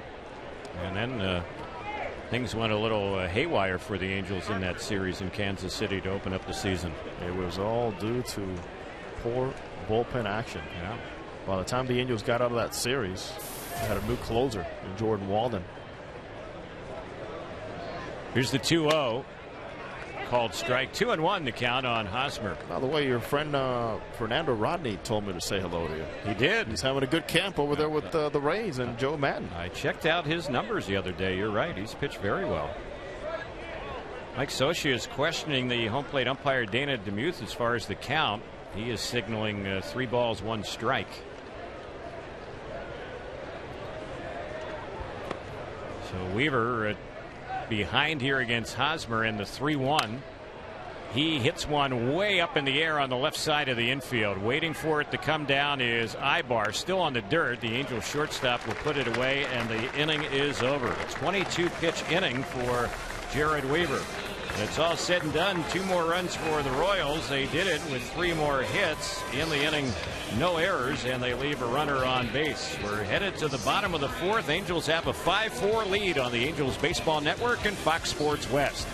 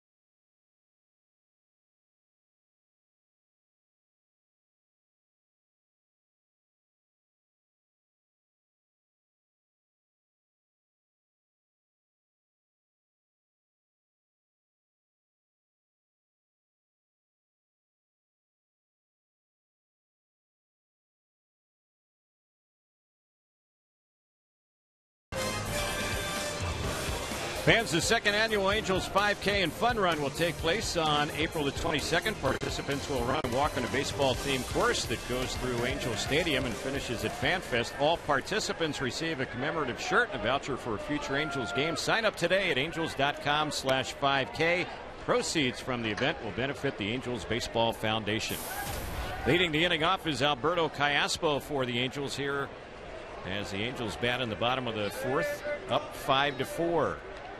1-0 pitch on Callaspo. He hits one deep down the left side, but he pulls it foul.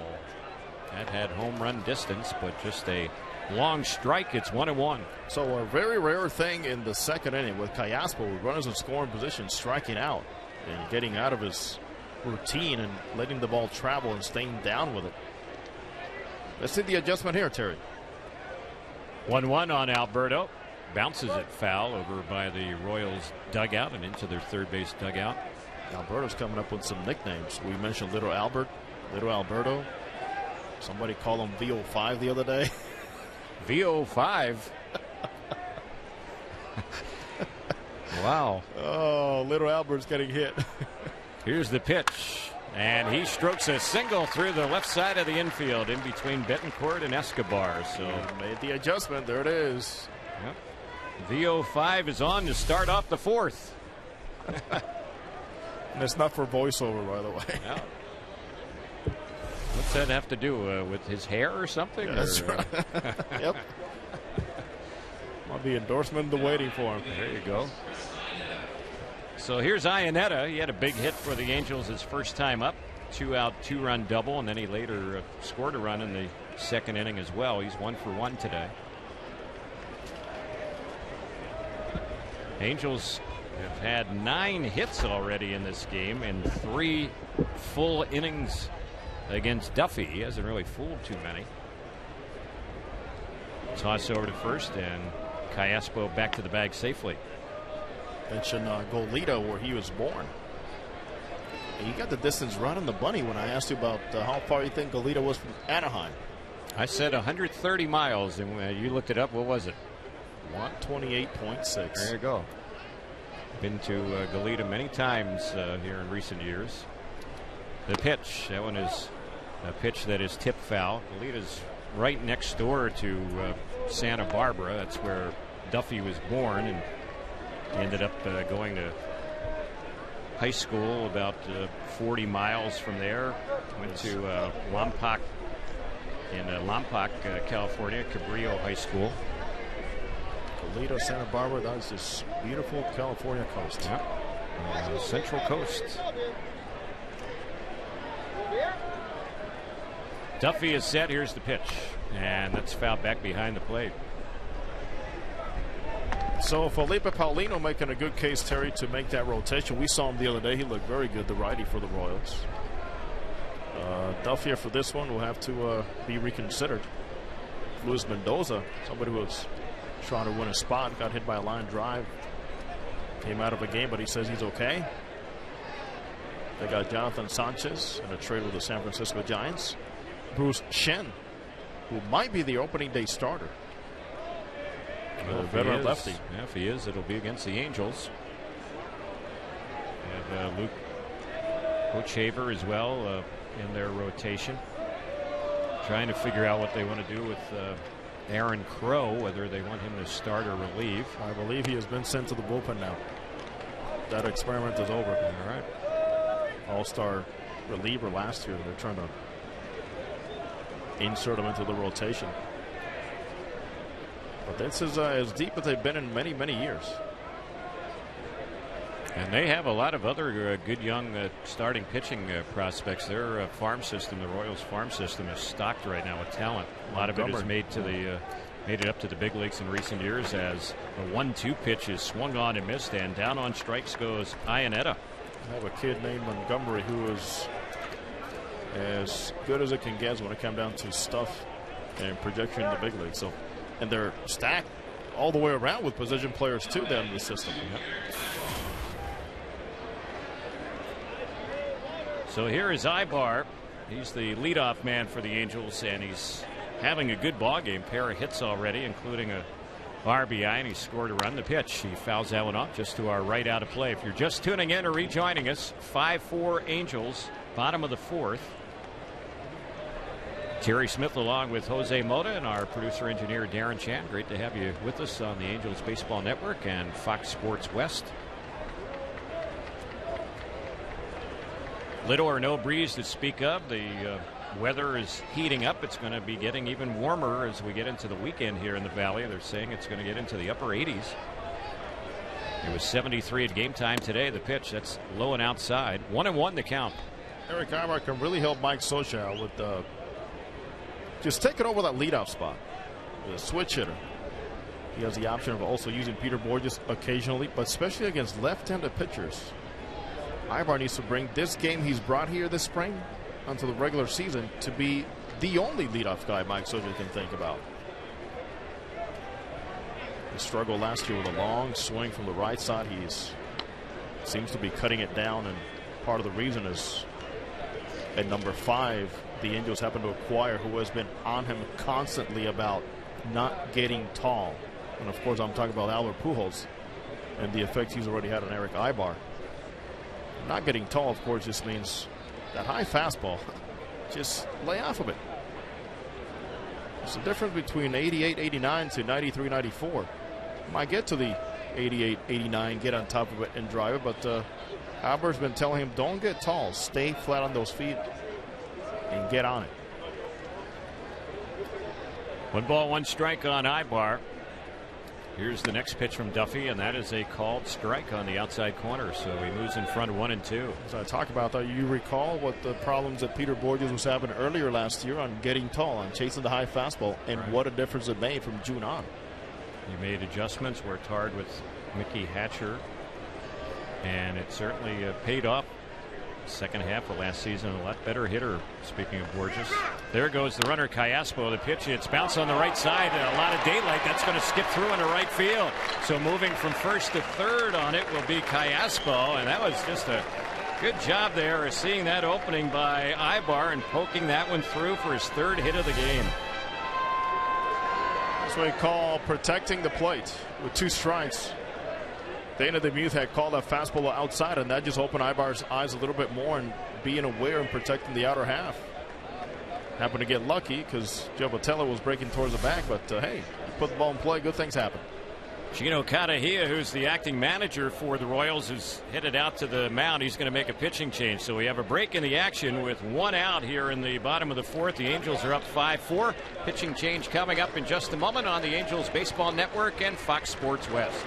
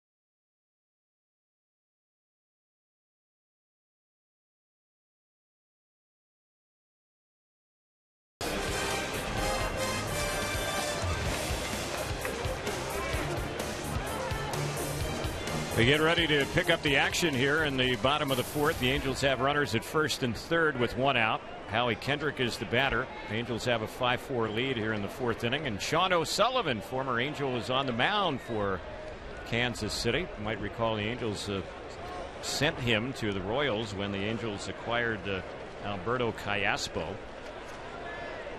O'Sullivan was part of that deal. And he gets ready to face Kendrick. A hit means a run.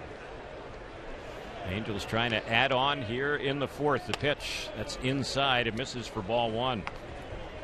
O'Sullivan this spring in 3 relief appearances has worked 6 innings, giving up 6 hits and 2 earned runs.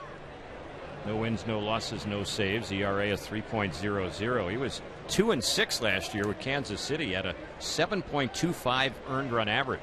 And the pitch, that one is hit in the air and hit hard into left center field. Gordon is chasing, and Gordon is going to run that one down.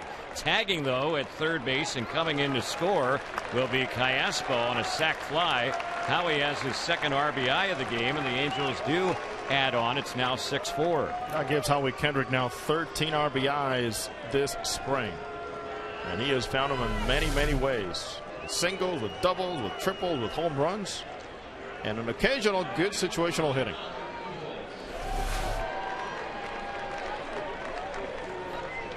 So the batter is Pujols. Ibar did not tag. He remains at first base. That run, which just scored on the sac fly by Kendrick, will go against Duffy. And here's the pitch. It's a pitch out. Nothing brewing as Ibar was not on the move. It's 1 ball, no strikes on the Angels' first baseman. Pujols today has driven in a run with a ground out. He's also lined out to center. Sullivan could be what Pujols needed right now. Doesn't overthrow. It's going to be around the zone. Not a big breaking ball. There goes Ibar. The pitch is strike. Throw down to second. Waiting with the tag is Giovanola. And Ibar is thrown out for the second time on the bases today. The caught stealing will go 2-4. You might recall they gunned him out at third base back in the first inning.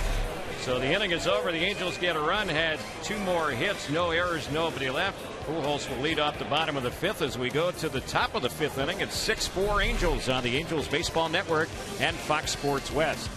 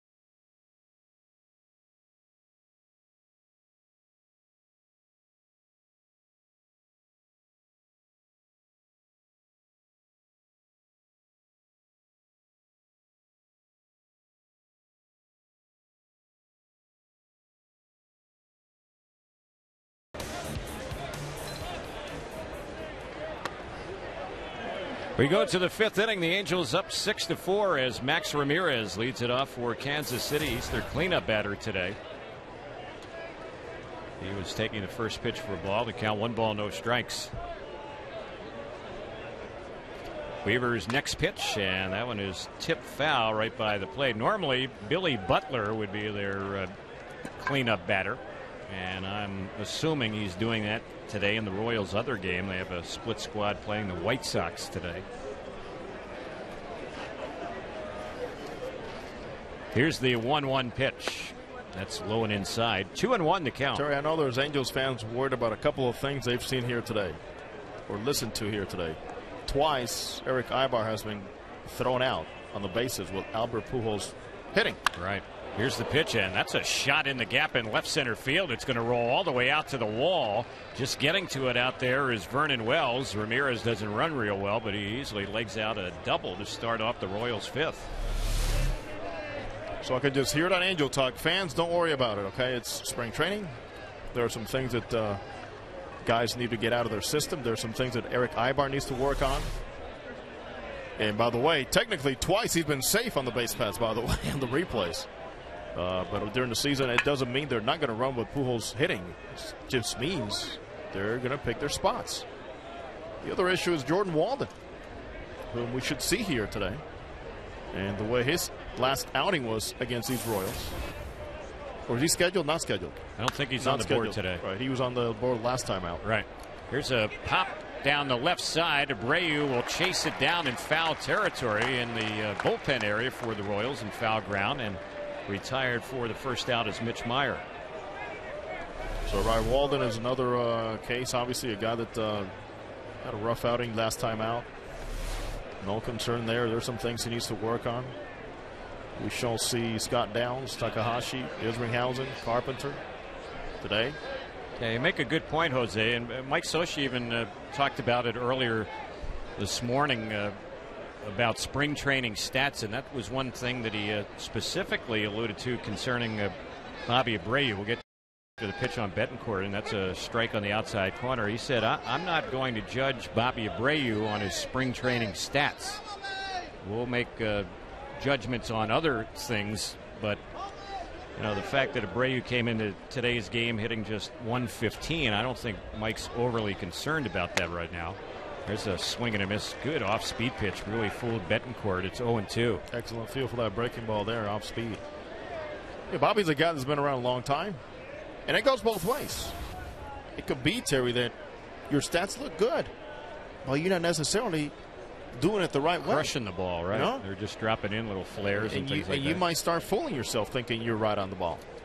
Here's the 0-2. This one's fouled back behind the plate. It's going to get back and out of play. I mean, I've seen guys in the past, you know, get sent down and maybe have their playing time cut after hitting 350 in spring training. They're like, but I hit 350. Well, what kind of 350 was it? I hit better than this guy, and this guy's a starter. Sure. You know, a lot of things that go into play. Yeah. The hard outs, the passes you're making at the ball, your consistency also with the situational hitting. Everybody wants to have a good spring. I mean, don't get me wrong. Nobody wants to hit 125. Here's the next pitch, and there's a high fly ball that's hit well into left field. Abreu has a bead on it, though. He'll make the catch a couple feet from the rim of the track, tagging at second and moving up to third base on that deep fly out will be Ramirez. 2 outs in the inning.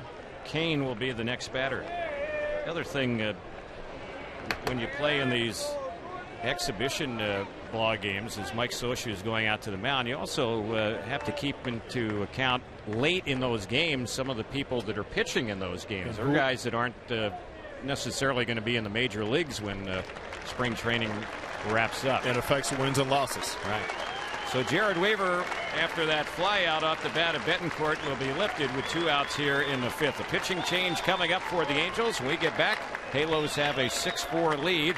2 outs here in the fifth. Runner at third for the Kansas City Royals on the Angels Baseball Network and Fox Sports West.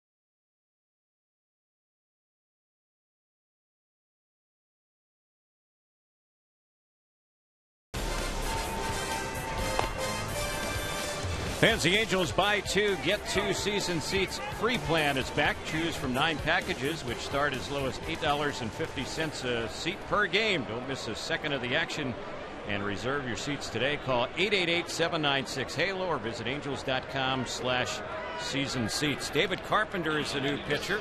He's up from minor league camp today. We have seen Carpenter on one other occasion this spring, and in his 1 inning of work, he did a nice job. Did not allow any hits or any runs. He comes in here with 2 outs and a runner at third in relief of Weaver. He faces Kane and the right-hander's pitch in there for a called strike. Carpenter has a good sinker. He's a ground ball pitcher, and he was at Inland Empire in Arkansas last year, and he had a terrific earned run average, 0.57. He misses low and in with that one. 1-1 to count. That was a great combined ERA, but even more impressive, in Arkansas alone, a 0 ERA in 19 games, 18 2/3 scoreless innings, with 16 strikeouts, 16 of them, and 5 walks. He is a slinger. Here's the next pitch, and that one is a little low and away. 2 balls, 1 strike. He pitched a little bit in the Arizona Fall League as well. Struggled a little bit in the Fall League.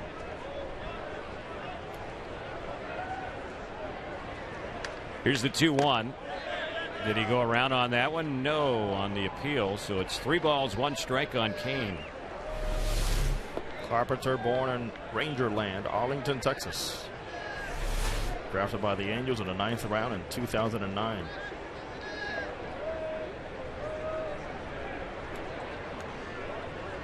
So we'll see what happens on the 3-1. Everyone is set. Right-hander against right-hander. The pitch on Kane. He takes a strike on the outside corner.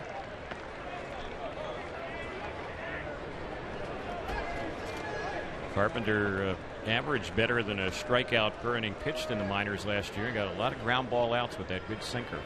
The 3-2 payoff pitch. That one is cut on and missed. He got him, struck him out swinging, and the inning is over.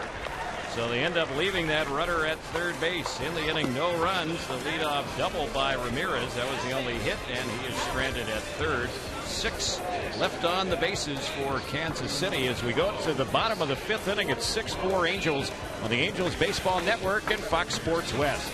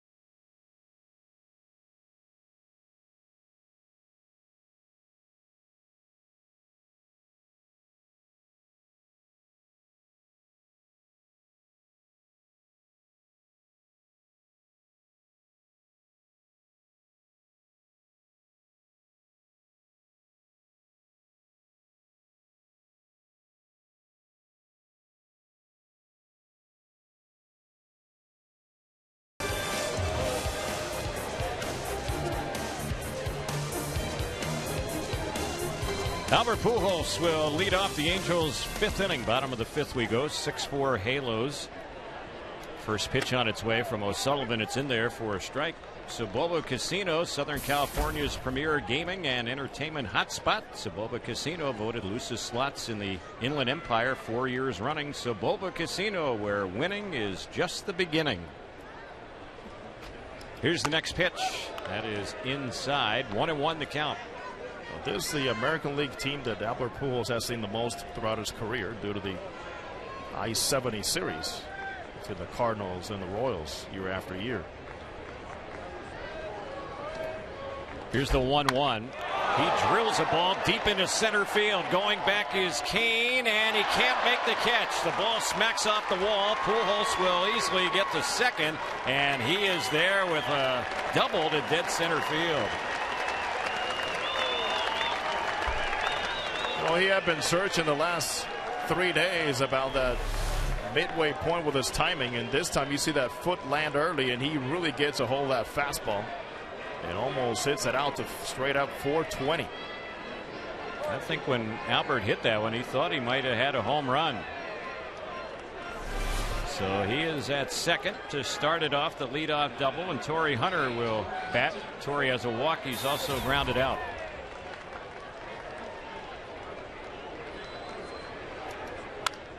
Pitch on Torrey, fouls that one off on the right side, out of play. What a nice swing by Torrey Hunter. Stays right behind that fastball. I wouldn't necessarily take the bat away from him and tell him to move the guy over right here. I want him to drive him in. But because he has been so good staying behind the ball, he might just be able to do that. Hit it the other way. Here's the next pitch. He fouls that one back to the screen. Vernon's back. There he goes. He tossed one over the screen to the fans. Vernon has been the most popular player on deck in the Cactus League. And he just, I think it was a piece of bubble gum. He just swung at that and hit that over by the Angels dugout. Oh, spring training. That's the Vernon Wells show over there. A lot of fun down here. Here's the pitch. That's a little bit low and outside. 1 ball, 2 strikes.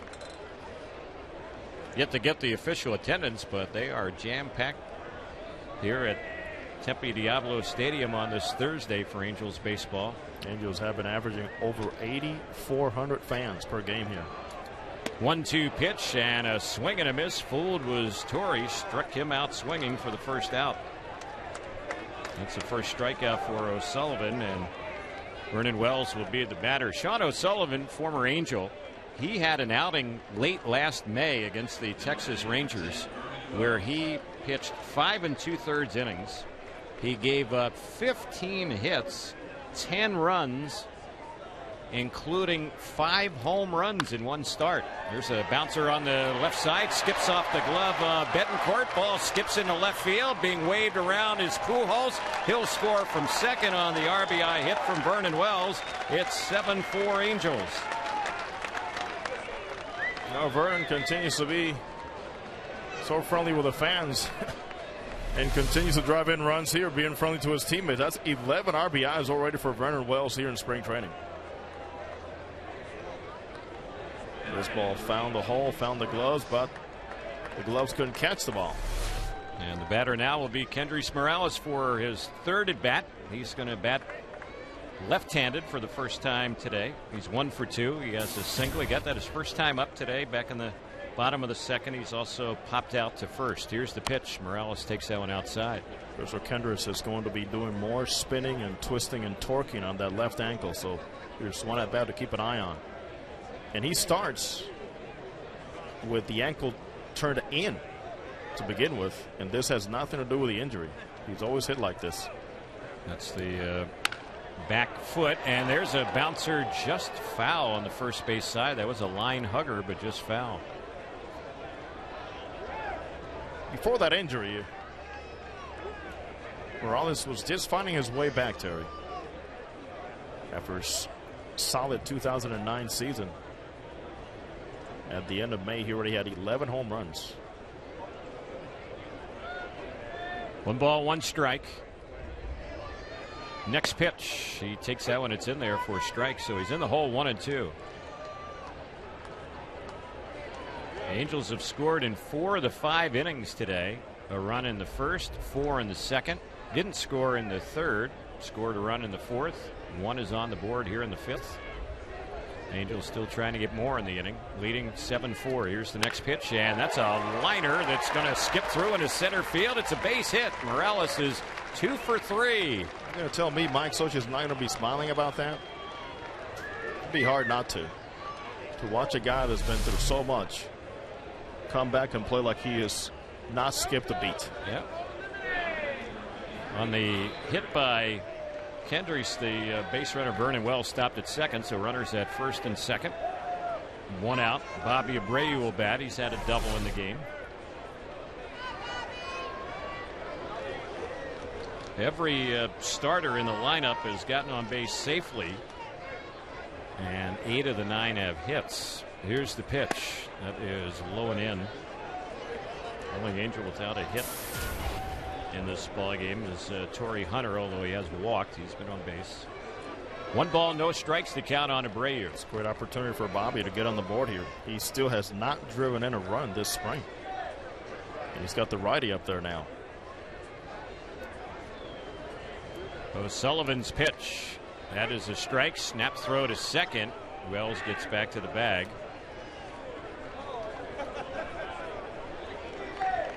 Brian Pena has been busy behind the plate. He's made some good throws, and he's looking for opportunities to help his pitcher out.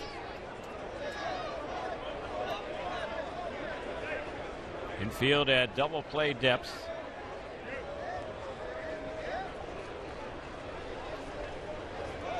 O'Sullivan takes a peek at second. Here's the next pitch. Bounced on the first base side. A fair ball. It's fielded by Hosmer. He goes to second in time to get Kendricks.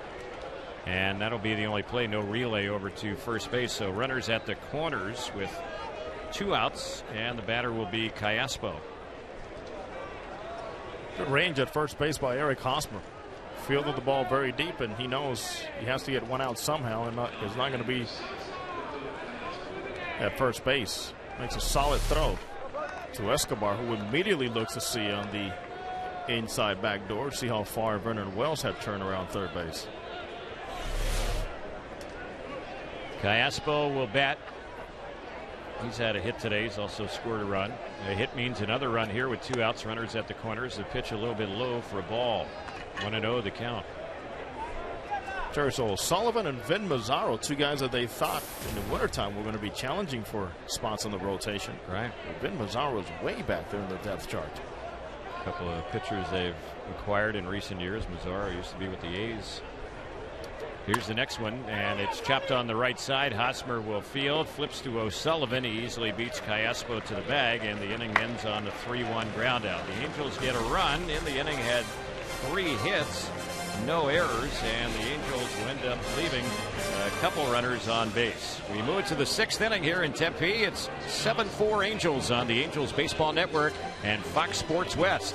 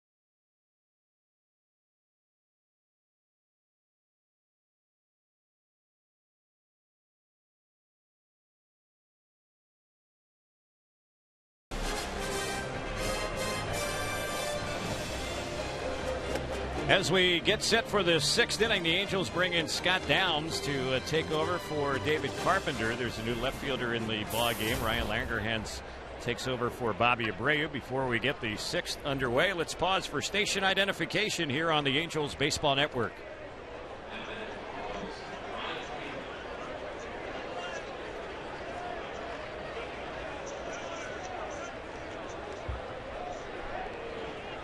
Terry Smith, Jose Mota, our producer engineer is Darren Chan. Our pleasure to be with you on this Thursday afternoon on the Angels Baseball Network and Fox Sports West. Downs getting ready for his first pitch of the day. We'll give you some of his numbers so far this spring. In the first delivery, it's bounced on a high hop to third. Stopped by Callaspo. The throw to first just in time to nip Pena. A photo finish there. One pitch, one away. Callaspo had trouble finding that ball inside that glove webbing, the deep pocket he has in that glove at third base. You can see Albert Pujols giving him a hard time right now. Almost like saying, hey, get rid of that thing, man. Let's go. It's a routine play. So the batter is the 9-hole hitter, Alcides Escobar. Scott Downs is working in just his 3rd game this spring. He's pitched just an inning and 2/3, including the out he just got. And he's allowed 4 hits and 2 earned runs. ERA of 13.50 so far in the Cactus League. And he delivers a strike on Escobar. The count 0-1. Another guy you do not worry about his numbers in spring training. He knows how to get ready. He knows how to pitch. And he is a key member of that Angels bullpen. Here's the pitch. That is a strike on the outside corner.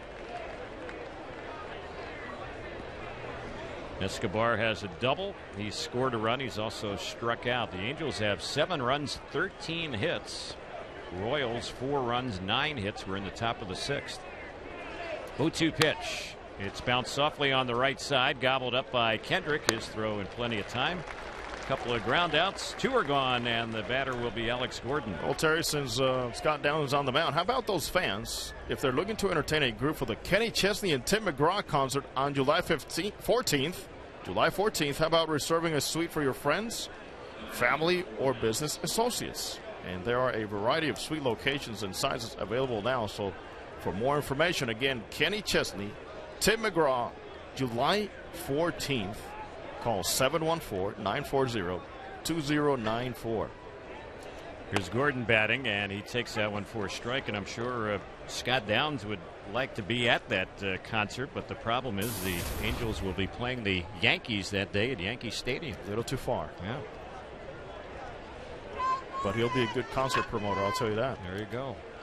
There's a pitch that's a little bit low and inside. 1 ball, 1 strike, the count. Last year, Scott Downs with a Dirk Bentley concert, and he was in heaven.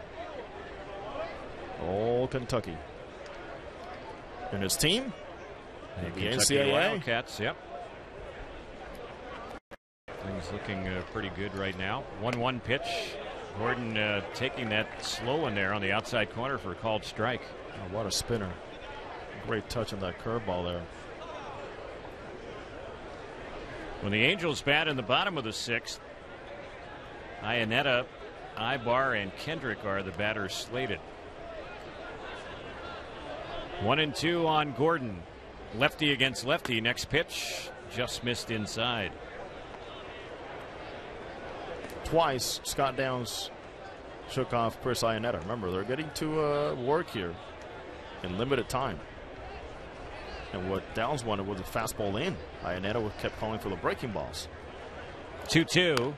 There's another breaking ball. That one is fouled off over by the Angels dugout on the first base side. I think that's one of the biggest secrets about Scott Downs is just his fastball command, location, movement against the lefties. He can pound them in and get a lot of lefties with early outs because he gets a lot of them to roll over that 2-seam fastball. Downs has a new baseball. The 2-2 once again, and the breaking ball misses low, so it's a full count. See Peter Borges in the Angels dugout. He was playing a minor league game today, so he might be in double duty. In fact, his uniform's all dirty. We could see Mark Trumbo play a little first base for Pujols before this one is over today. There's a pitch that's cut on and fouled off. It's still 3-2.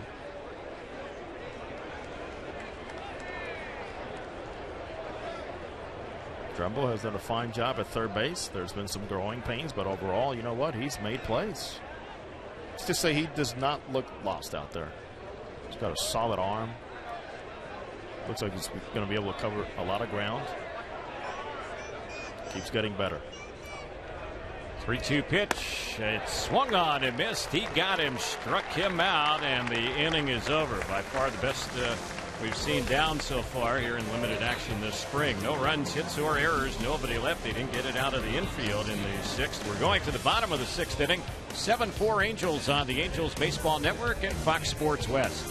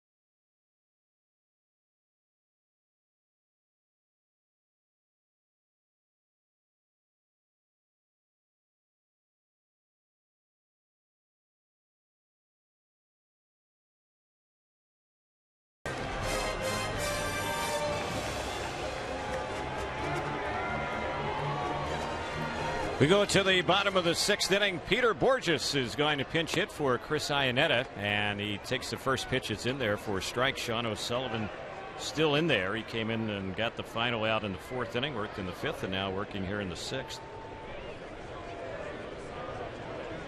Borges played in a AAA game earlier today, and he takes that one inside. 1 ball, 1 strike. He needed some at-bats, needed some reps. He got it down in the lower fields, and now it's time to see some big league pitching. That's the beauty of spring training. There's one in there for a called strike. 1-2 the count on Borges. He's already had a full day, you can tell, in his pants. He got on somehow, Terry. We don't know what happened, but he's been on a base paths already today. Either that or he was diving on the warning track because he's got dirt marks on that uniform of his. He checks his swing on that one. They say he was holding. 2-2 the count.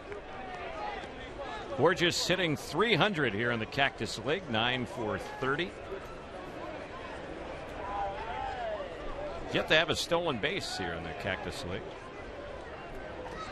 The 2-2, and that is a breaking ball. It freezes him, struck him out looking. That pitch caught the outside corner. That was a tough trip. Minor leagues to hear and see this. That's a big league slider by Sean O'Sullivan. Great execution, pinpoint control. So Meiser Torres will bat. He's hitting out a Ibar spot. See if he stays in the game and takes over at shortstop as well. And he takes the first pitch for a strike. Meiser's been hobbled a bit this spring because of hamstring issues. And he's had 2 hits and 4 times up. He smacks that one foul on the first base side. Those 2 hits came in the last game before the off day. 2 days ago for Meiser against these Royals. One of those hits was against Jonathan Broxton, who had a rough outing against the Angels.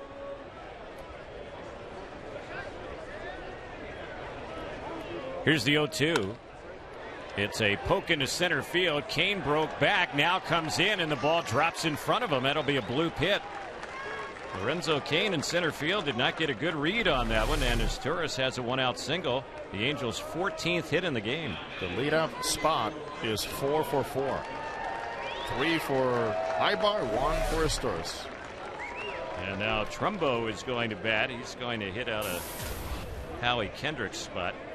And if he ends up replacing Howie at second base, then we really have a story. But he's batting out of his spot in the batting order. I think we're already asking a lot from Trumbo on playing third. That's right. Here's the pitch on Mark, and he swings and lifts a lazy fly ball into right field. Meyer is circling under. He's waiting, and he'll put it away. And that will be the second out. Bobby Wilson will bat, and he is going to bat for Albert Pujols. Oh, Jose, I was going to mention when Torres was batting for Ibar, Meiser's name has started to float around a little bit in some trade rumors, and there's a team right now that appears to be in need of a second baseman, and that's the Philadelphia Phillies. Been following that. Right. Remember earlier in camp, the name of Alberto Callaspo came up a lot when the Oakland A's were looking for a third baseman. Right. And now the Phillies with Chase Utley, his situation way up in the air for Philadelphia right now. Of course, they don't have Ryan Howard ready to go to start the season either. The whole right side of their infield is in flux right now because of injuries. Keep in mind, they traded a very valuable piece when they traded Wilson Valdez to Cincinnati. Right. Here's the pitch on Wilson. He fouls that one off. One of their backup infielders, Michael Martinez, also broke a bone in his foot. So they are looking, and of course, you know, a guy with the qualifications of Meiser Torres, his name will come up. Solid all-around major league infielder. But keep in mind, he is the true backup infielder, shortstop the Angels have right now. Right. Not to take anything away from Andrew Romine.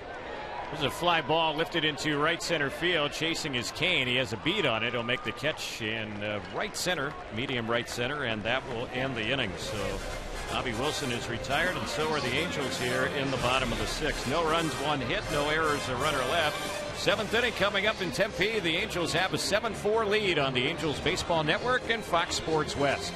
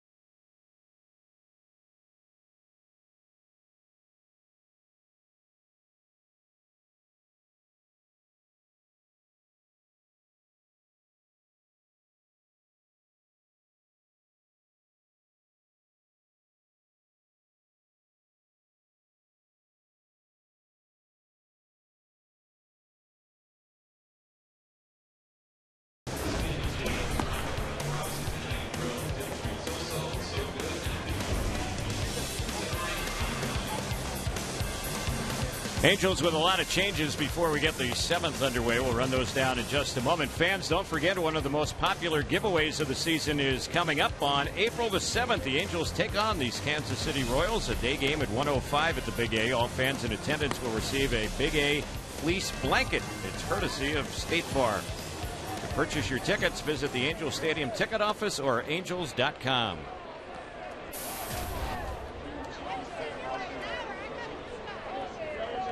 The Angels around the infield. Trumbo is now playing first. Amarista is playing second. It looks like Caleb Cowart is the third baseman. And at shortstop is Meiser Torres. Langerhans still in left field. Borges is in center, and Angel Castillo is the right fielder for the Angels. And the pitch, the first one is in there for a called strike. 0-1 to count. This is Johnny Giovatello, who's batting for the third time today. Scott Downs worked last inning for the Angels, had a 1-2-3 inning with a strikeout. And the next pitch from Takahashi, that's low and in. Takahashi has looked very good this spring, very sharp with his control, sharp with his off speed and location. He could be a huge piece of the Angels bullpen. Here's the next pitch, and that one is swung on and missed by the Royals second baseman, Johnny Giovatello. Takahashi can give you multiple innings, even come in and get a lefty or righty out.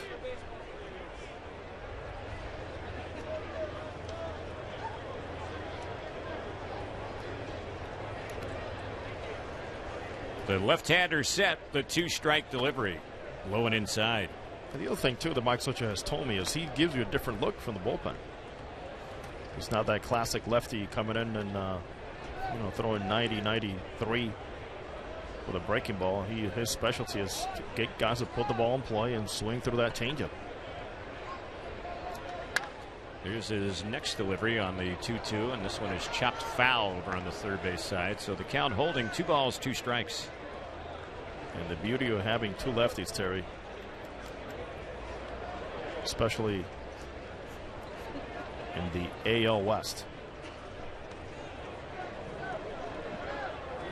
A new baseball for Takahashi, and the next delivery is bounced on a high hop to third. Cowart has it, and his throw is in time to Trumbo, and that is out number 1. 5-3 on the ground out. Hosmer will be the batter. With the Royals having a split squad day, they don't have quite as many players here as they normally would if it was a full squad game for them. So their starters are still in the ball game, and here's Hosmer getting ready for his 4th at bat of the day. And the pitch, he looks that one over. It's in there for a called strike. Opening series, Royals at Angel Stadium, April 6th. Big Bang Friday. There's one a little bit inside. It misses for a ball.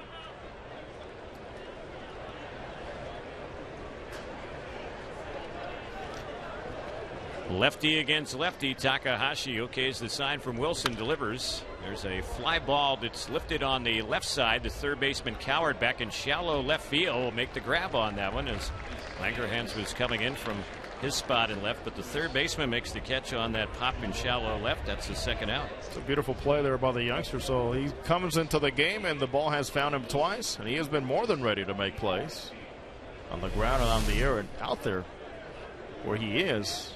Catching this pop-up, that's shortstop territory, but he takes charge early. Once he does that, you get out of the way. Caleb Cowart, a first-round pick of the Angels back in 2010. He was the 18th selection overall in that draft. Here's Ramirez batting, and he takes ball 1. It's 1 ball, no strikes.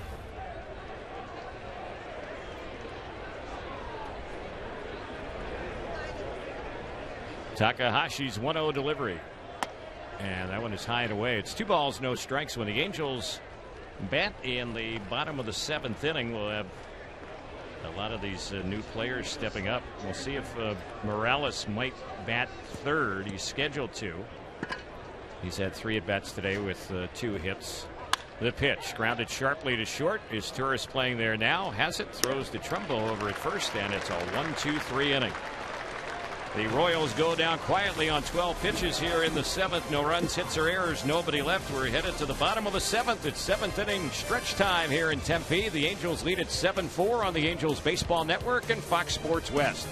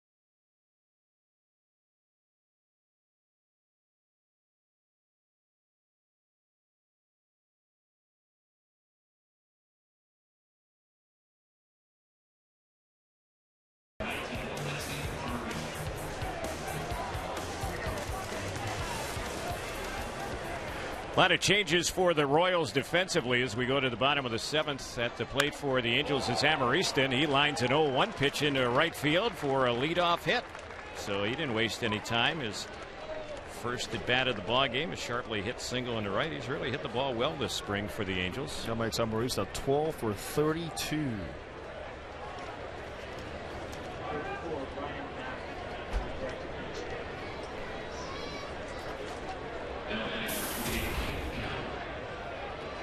Caleb Cowart will bat.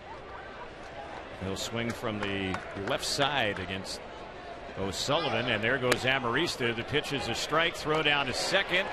Safe. A stolen base. Amarista swipes second.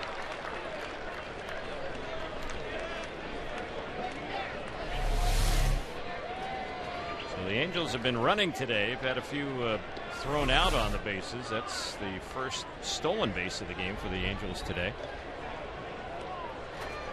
0-1 is the count on Cowart. Caleb Cowart, the batter. He looks that one over. That's in there for a called strike. He's a switch hitter. He hit .283 with 7 homers, 40 runs batted in at Orem last year, rookie ball. He has power. He's a very good pitcher coming out of high school. When the Angels drafted him, they decided to take a look at him as a third baseman, and he has not done any pitching in the Angels organization. Here's a pitch he takes for a ball. 1 ball, 1 strike to count on Cowart.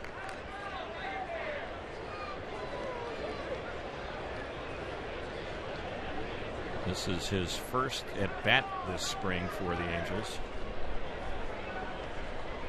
Here's the pitch, and he fouls that one off on the left side.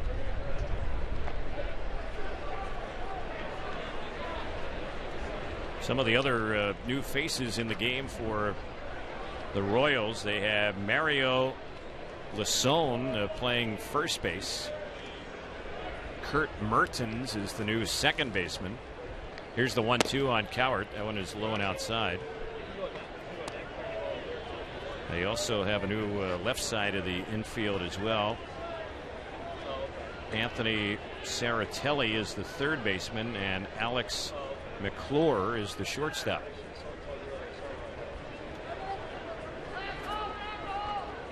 Here's the next pitch. Cowart lifts a high fly ball into right center field. Beltre is the new center fielder. He's under. He'll make the catch. Tagging is Amarista. The throw will be cut off, and he will advance on the fly out. So 1 out with a runner at third. And this would have been Morales' spot, but we're going to have a pinch hitter for Kendry. So his day over. He went 2 for 3 today with a pair of singles in his first game back with the Angels in nearly 22 months. Ryan Mount is going to bat for Morales.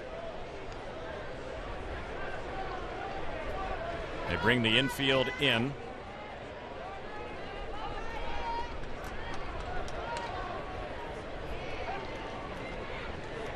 New right fielder in the game for the Royals is Alex Llanos. Mentioned Beltre, who made that catch on the ball hit by Cowart. His first name is Heolene Beltre. Here's the pitch on Mount, and he pops one right to the new shortstop. The catch is made by McClure with the infield in, and then having a hustle back to the bag at third base was Amarista. So Mount retired on the liner to short. 2 outs here in the Angels' 7th with a 7-4 lead. That was tough luck right there. Good contact. So the batter now is going to be Langerhans.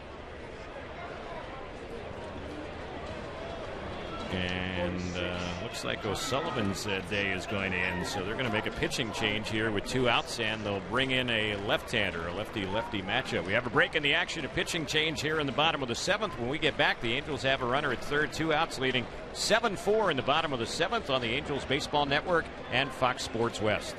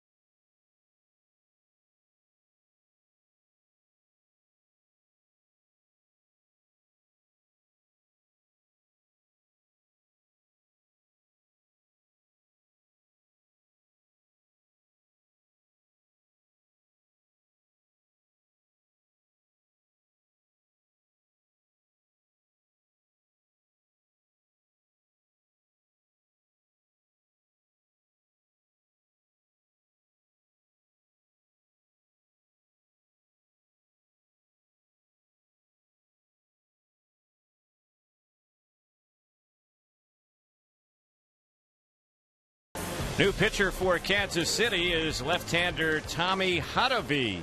He spells his last name H-O-T-T-O-V-Y.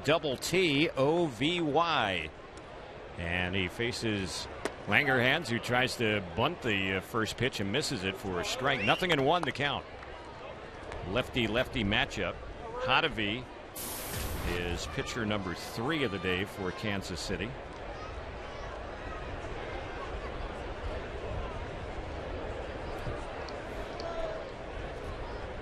The lefty eyes the target of the new catcher Ben Terrio, and the pitch. It's grounded on the right side. Should be the inning. The throw by the second baseman Mertens is in time to first, and that'll do it. The Angels are retired here in the bottom of the 7th. No runs in the inning. A hit, no errors. A runner left at third. 8th inning is coming up. 7-4 Angels on the Angels Baseball Network and Fox Sports West.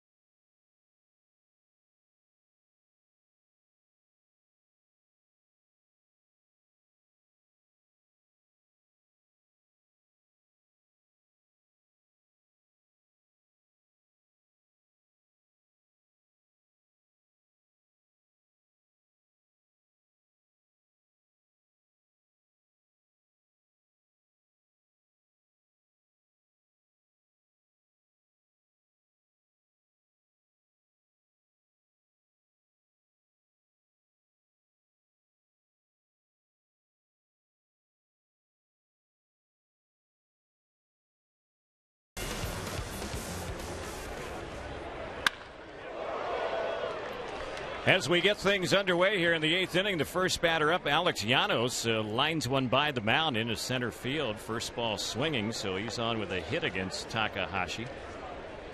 And the Royals have their 10th hit in the game. So the next batter is Anthony Serratelli, and this will be his first at bat. He's hitting out of Betancourt's number 6 spot. Got to try to keep these youngsters quiet. They come in many times and are pretty hungry at showing something to the big league staff. Serratelli taking the pitch, a right-handed batter. That's outside. It's 1 ball, no strikes.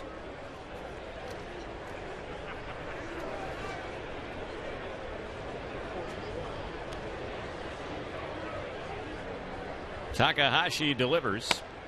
That's a strike on the outside corner. So the Royals had enough players on hand here today to get all their starters out. Their starters are out of the game, so are the Angels starters. Next pitch on Serratelli. He takes that one low for a ball. See the number 78s, see the number 94s. And no matter what, most of the guys that are established right now have been in that position before. Just trying to make an impact somehow and trying to get another invite as these teams continue to play a lot of split squads too. Trying to become a name and not necessarily a number. Yes. There's a pitch in there for a strike.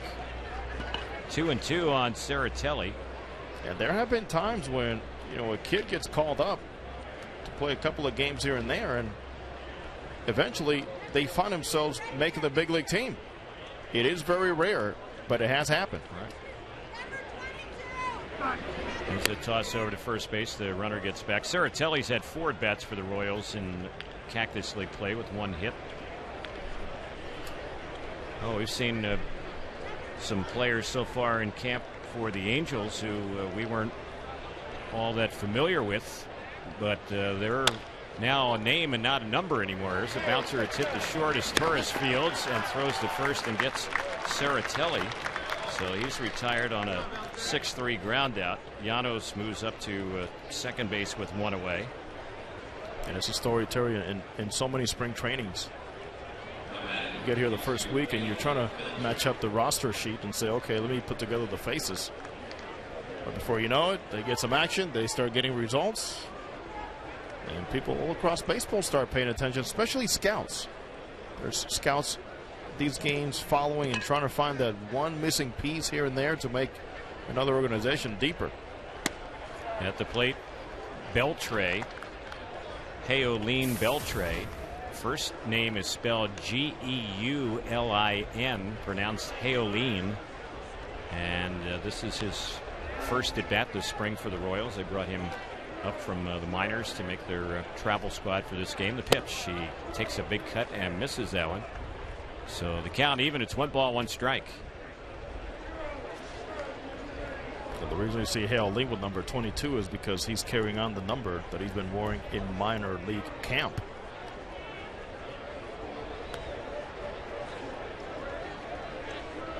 One ball, 1 strike. Next pitch, that one is low. I'm almost surprised that, we're mentioning some of these players now for Kansas City, and they still have their last names on the back of their jerseys. Sometimes you bring some players from the minors for one of these exhibition games, and they might have the number, but they don't have the last name on the back of their jersey. But these players do. This really helps us. Yeah. That's fouled back behind the plate. And also in minor league camp, you have 200-some players running around in many organizations, sometimes even more. And even for instructors, it's a lot easier to say, oh, there's a number, there's a name. I can connect them now. Right. And some players, you might have 3 players all with the same uniform number. We've seen that. Yes, we have. Here's the 2-2. A little poke into shallow right field. Coming in is Castillo. He'll make the catch. He was playing shallow to begin with. Good job by Angel Castillo now in right for the Halos. That's the second out. Runner Llanos holds over at second. So 2 gone here in the 8th. Yeah, the way the minor leagues are run, you may have at this point, say at the AAA games, more players that are going to end up in AA than players are going to end up in AAA, because then everything is a big league team makes moves. There's a domino effect. But a lot of guys get exposed to higher quality of play in spring training, and they build more confidence as they move into the minor league season. That's why you'll see a number 22 in AA, number 22 in AAA, number 22 in both A balls, and number 22 in rookie ball. Yep. This is Ben Terrio at the plate. He's their catcher now, and the first pitch was in there for a strike. He wears number 84 for the Royals, swinging from the left side, left-handed batter against Takahashi. The next pitch, that is low and outside. Hey, my first number with the Royals at big league camp was number 61. So the next year I got moved down to number 55, and then to number 40. Wow. 40's that's like a pitcher's number. Yep. I used to wear 91 even in Little League, Jose. And the reason was? Not too good. 91 in Little League. I haven't seen that. I'm just being facetious there, but 91. Just trying to make the point that as far as being an athlete in baseball, it just didn't happen. You had to work hard to make that team in Little League? There you go. I did. Here's the pitch. And this one is popped up on the third base side. Cowart is going to run out of room. It's a few rows back to the seats and out of play. I like to see and following Cowart, and he gets very good jumps at third base. We saw him come in and make a couple of plays early, and just the way he goes about it, he's anticipating making the play, then he stops because he runs out of room. But certainly this young kid has very good instincts at third base. 2 balls, 2 strikes, 2 outs. We're in the 8th. The Angels have a 7-4 lead. The 2 teams have combined for 25 hits in this ball game.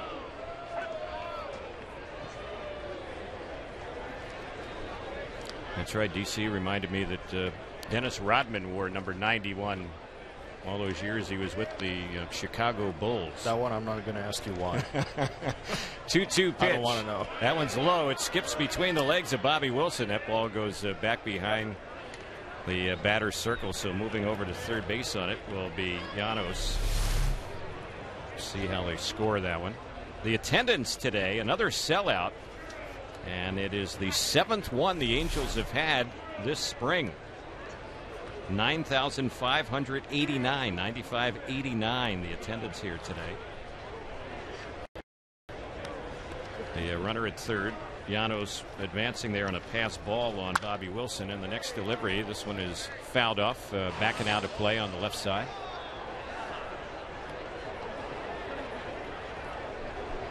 For the 9,500 plus, that puts the Angels now, Terry, over 80,000 in total attendance here at Tempe Diablo. I was just checking. This is the 10th game the Angels have played at Tempe Diablo, and 7 of the 10 have been sellouts. 3-2 pitch. Line foul down the left side. 5 more home games after this one. Sunday against Texas, Monday against the Rockies. And then later, Kansas City will be back on the 27th of March. D-backs will be back. We'll be here on the 28th. And the Cubs on the 1st of April. That'll do it.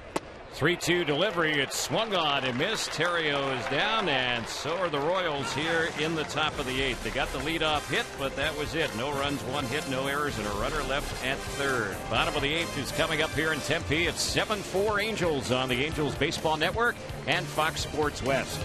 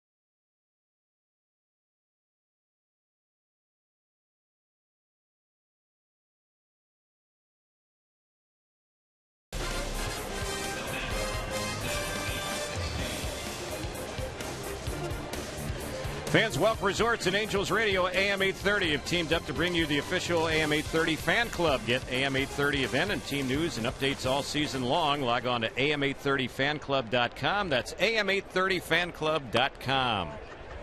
Angel Castillo, the first batter up for the Angels as we go to the bottom of the 8th. It's 7-4 Halos.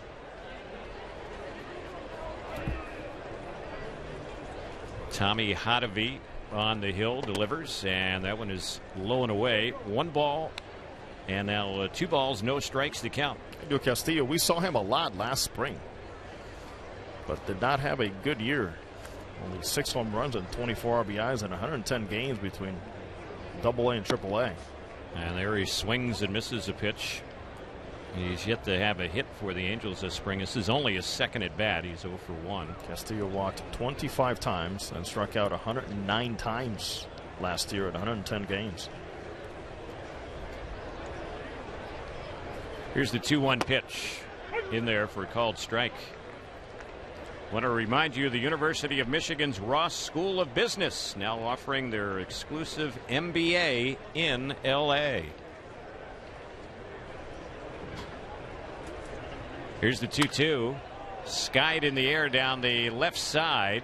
Chasing after it is Terry Evans, the left fielder, is going to run out of room. Evans, former Angel, out there in left, trying to open up some eyes now in the Royals organization. Always been a good athlete. A 20-20, 30-30 guy in the minor leagues at one point. Things just didn't work out with the Angels organization. And he came from St. Louis in the trade for Jeff Weaver. That's right. Back in 06. 2-2 pitch. That is a called third strike. Struck him out looking. Castillo is retired. One gone here in the Angels' bottom of the 8th. Peter Borges will be the next batter.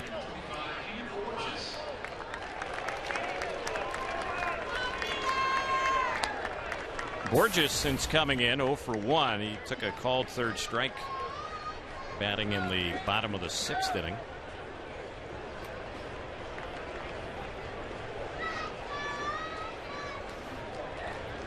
First pitch on Peter, and the lefty Hottovy slings that one in there and misses inside for a ball.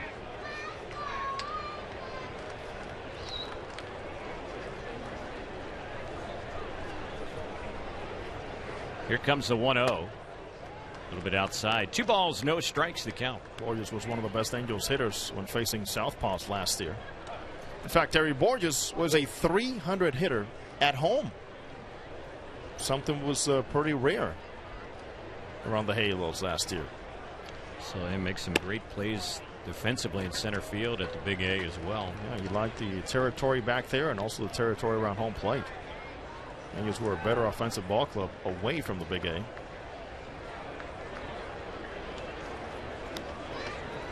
Three and 0 is the count on him. We'll see if he might have a green light here. He's taking that one all the way, and it's in there for a strike. 3-1.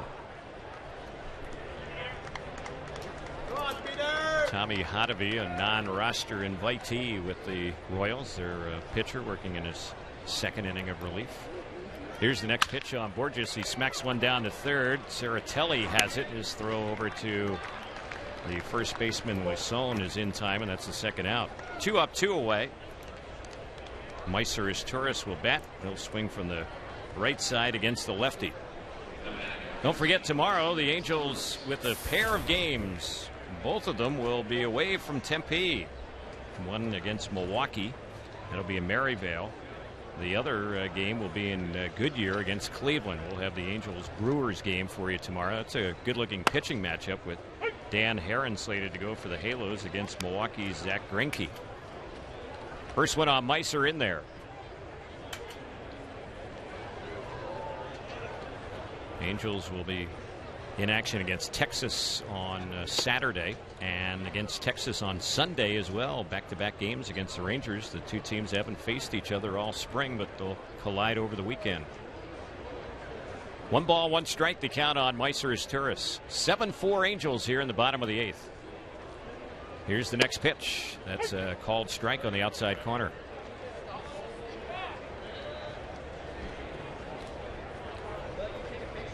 The Angels lead by 3 here in the 8th. We're behind briefly in the game, 2-1 going to the bottom of the 2nd. Then the Angels scored 4 in the bottom of the 2nd. And from that point on, the Angels have remained on top in this game. 1-2 the count on Meiser after fouling another pitch back behind the plate. Hottovy is ready. Here's the 1-2. Low and in. 2-2 the count. A healthy Meiser Torres, I think, as we all know, makes a huge difference. At lineup, clutch hitter with a glove, versatility, good base runner. Finds a way to score a lot of runs too. 2-2 pitch. He swings and misses that one. Struck him out, and that will end the inning. So Hottovy retires 3 in a row here. He got the only batter he faced in the 7th inning as well. In the inning for the Angels, no runs, hits, or errors, nobody left. To the 9th we go. The Angels have a 7-4 lead on the Angels Baseball Network and Fox Sports West.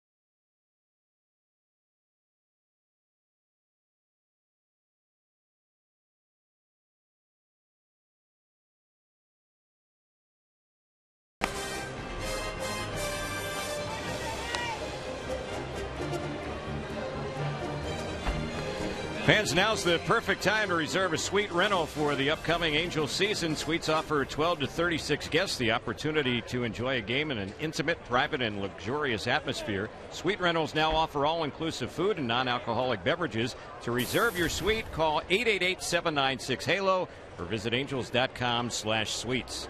Jason Isringhausen becomes pitcher number 5 of the day as we go to the 9th, and first ball swinging. McClure hits a one-hopper to second. Amarista has it. He'll throw him out, and there's one gone here in the 9th.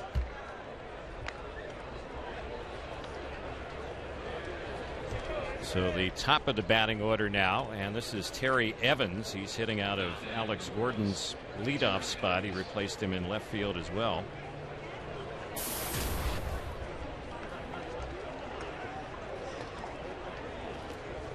Evans has some power, a right-handed batter. Isringhausen in relief of Takahashi, and the first pitch, that one on Evans, it misses. It's 1 ball, no strikes. This appearance at third for Isringhausen. 2 innings of work coming into today, allowing 2 hits and a run, walking 1, striking out 1, and the next pitch, that's inside. 2-0. Evans, who's batting, he's been up twice this spring for Kansas City with 1 hit. Next pitch, that is in there for called strike. 2-1 to count.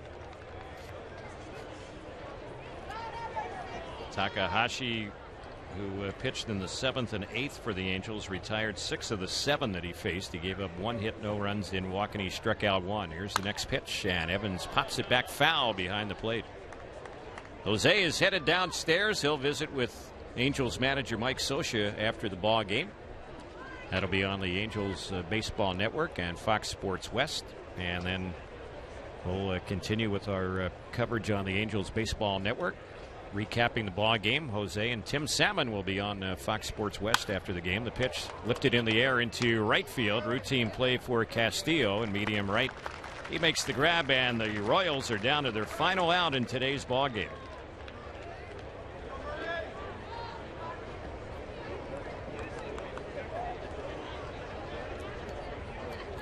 A right-handed batter stepping up. This is Mertens, Kurt Mertens, and this is his first at bat today. He came in replacing Gio Vitella at second. Pitch on Mertens, a right-handed batter. He takes, and the first one misses. 1 ball, no strikes.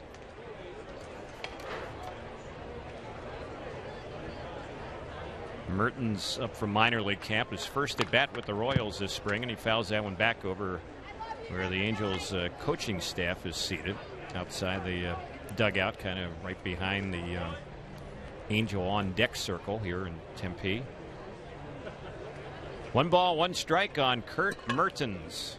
Last name Mertins. The pitch, and that was a slow one and missed inside. 2-1. Angels an out away from winning their 10th game this spring. Here's the pitch. It's bounced by the mound and through into center field. It was a low liner. So Mertens is on. He keeps the game alive for Kansas City.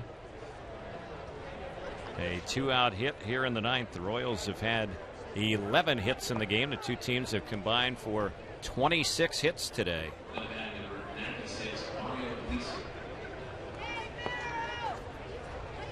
Lisson will step up. Mario Lisson. He is a right-handed batter. And the runner breaks the pitch in there for a called strike. Lisson has had 1 at bat this spring, 0 for 1 for Kansas City. No stolen base on that one for Mertens, although he does take second on defensive indifference. Here's the next pitch. That's high and away. 1 ball, 1 strike.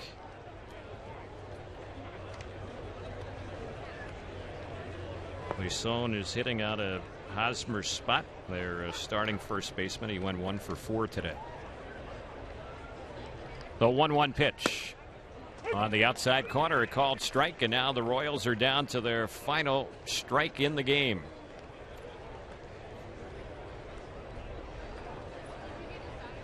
Max Ramirez, who's been their cleanup batter in DH the entire game, he's waiting on deck hoping for another at bat here with 2 outs. The 1-2 pitch chopped foul over on the third base side. So the count holding at 1-2.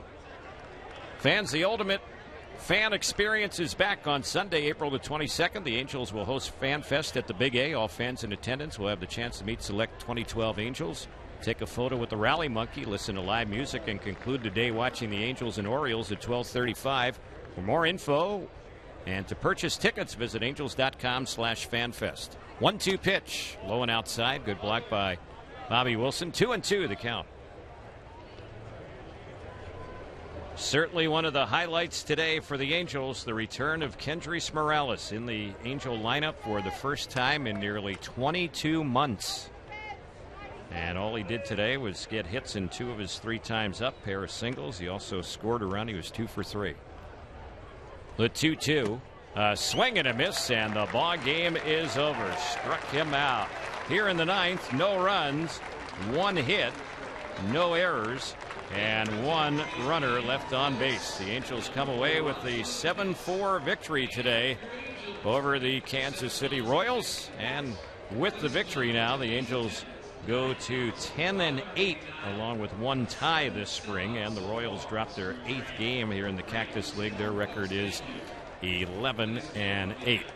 After we have the handshakes, Mike Scioscia will be joining Jose to talk a little bit about today's ball game, the Angels' victory here against the Kansas City Royals. Kansas City will be back to take on the Angels a week from today. They'll be back next Thursday for a game against the Angels right here at Tempe Diablo Stadium. Angels along the way today used a total of 5 pitchers.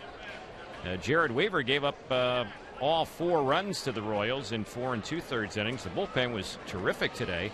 And let's go down. Jose is standing by with Angels manager Mike Scioscia. Thank you, Terry. Mike, a highly anticipated day today. Kendrys Morales, you're able to put him into the lineup. What steps did he take today to let you know he is on the right path? Well, I mean, he passed everything in flying colors today, Jose. The bigger test is going to be how he bounces back tomorrow, the next day, and just where he's going to be a month from now. But as far as playing in 1 game and what he did, it was terrific. So back to the end of the game, and Jason Isringhausen has been a veteran pitcher, a guy that, what are you looking for in his progress here in spring training? You know, I think Jason has to, first of all, execute his pitches. Ball was up a little bit the last inning. He's showing his velocity is picking up. He has a terrific curveball, cutter. and knows how to pitch. So I think as the spring goes on, hopefully his velocity doesn't keep getting to be where it needs to be, and he'll be able to show that that cutter in a good location and get outs. Getting outs has been a key for Jared Weaver. Where is he right now? What steps he needs to take to get a little sharper on the mound? Well, it's definitely about. How you doing, man? I don't know about that. You know, it's going to be fastball command, and I think Weave is right now going through some little spring training little dead arm, but he got to his pitches, changed speeds well. He's really trying to find that good fastball command to command counts so well, what he did last year, and he'll get it before the spring's over. That's for sure. The offense continues to roll, especially men in scoring position. The approach very simple, getting the results. What is the easiest way, Mike, in your experience, to transfer that, even as a former player, into the regular season with a pitch selection with men in scoring position? Well, I think if you have good at-bats, it's going to carry over to any situation. Right now, we're doing a much better job of situational hitting. I think we're getting our runners over from second when we need to, getting them in from third. We lost a couple today. We didn't quite get it done, but overall in the spring, we've been doing a good job of that. Running the bases very well, and that's where we're going to need to get. Albert in the middle is going to make a big difference, and if Kendry comes back and he can bookend with Albert in the middle of the lineup, it's going to give us a nice deep lineup. Mike, as always, thank you very much. All right, Jose. Terry, it's all yours. All right, thanks, Jose. Jose Mota and Angels manager Mike Scioscia. The Halos come away with the victory today, beating the Royals, a split squad for Kansas City, by the final score of 7-4. For those of you watching on TV, Jose and Tim Salmon will have a lot more post-game analysis, and on the radio side, we'll have more from Tempe as well. This is the Angels Baseball Network and Fox Sports West.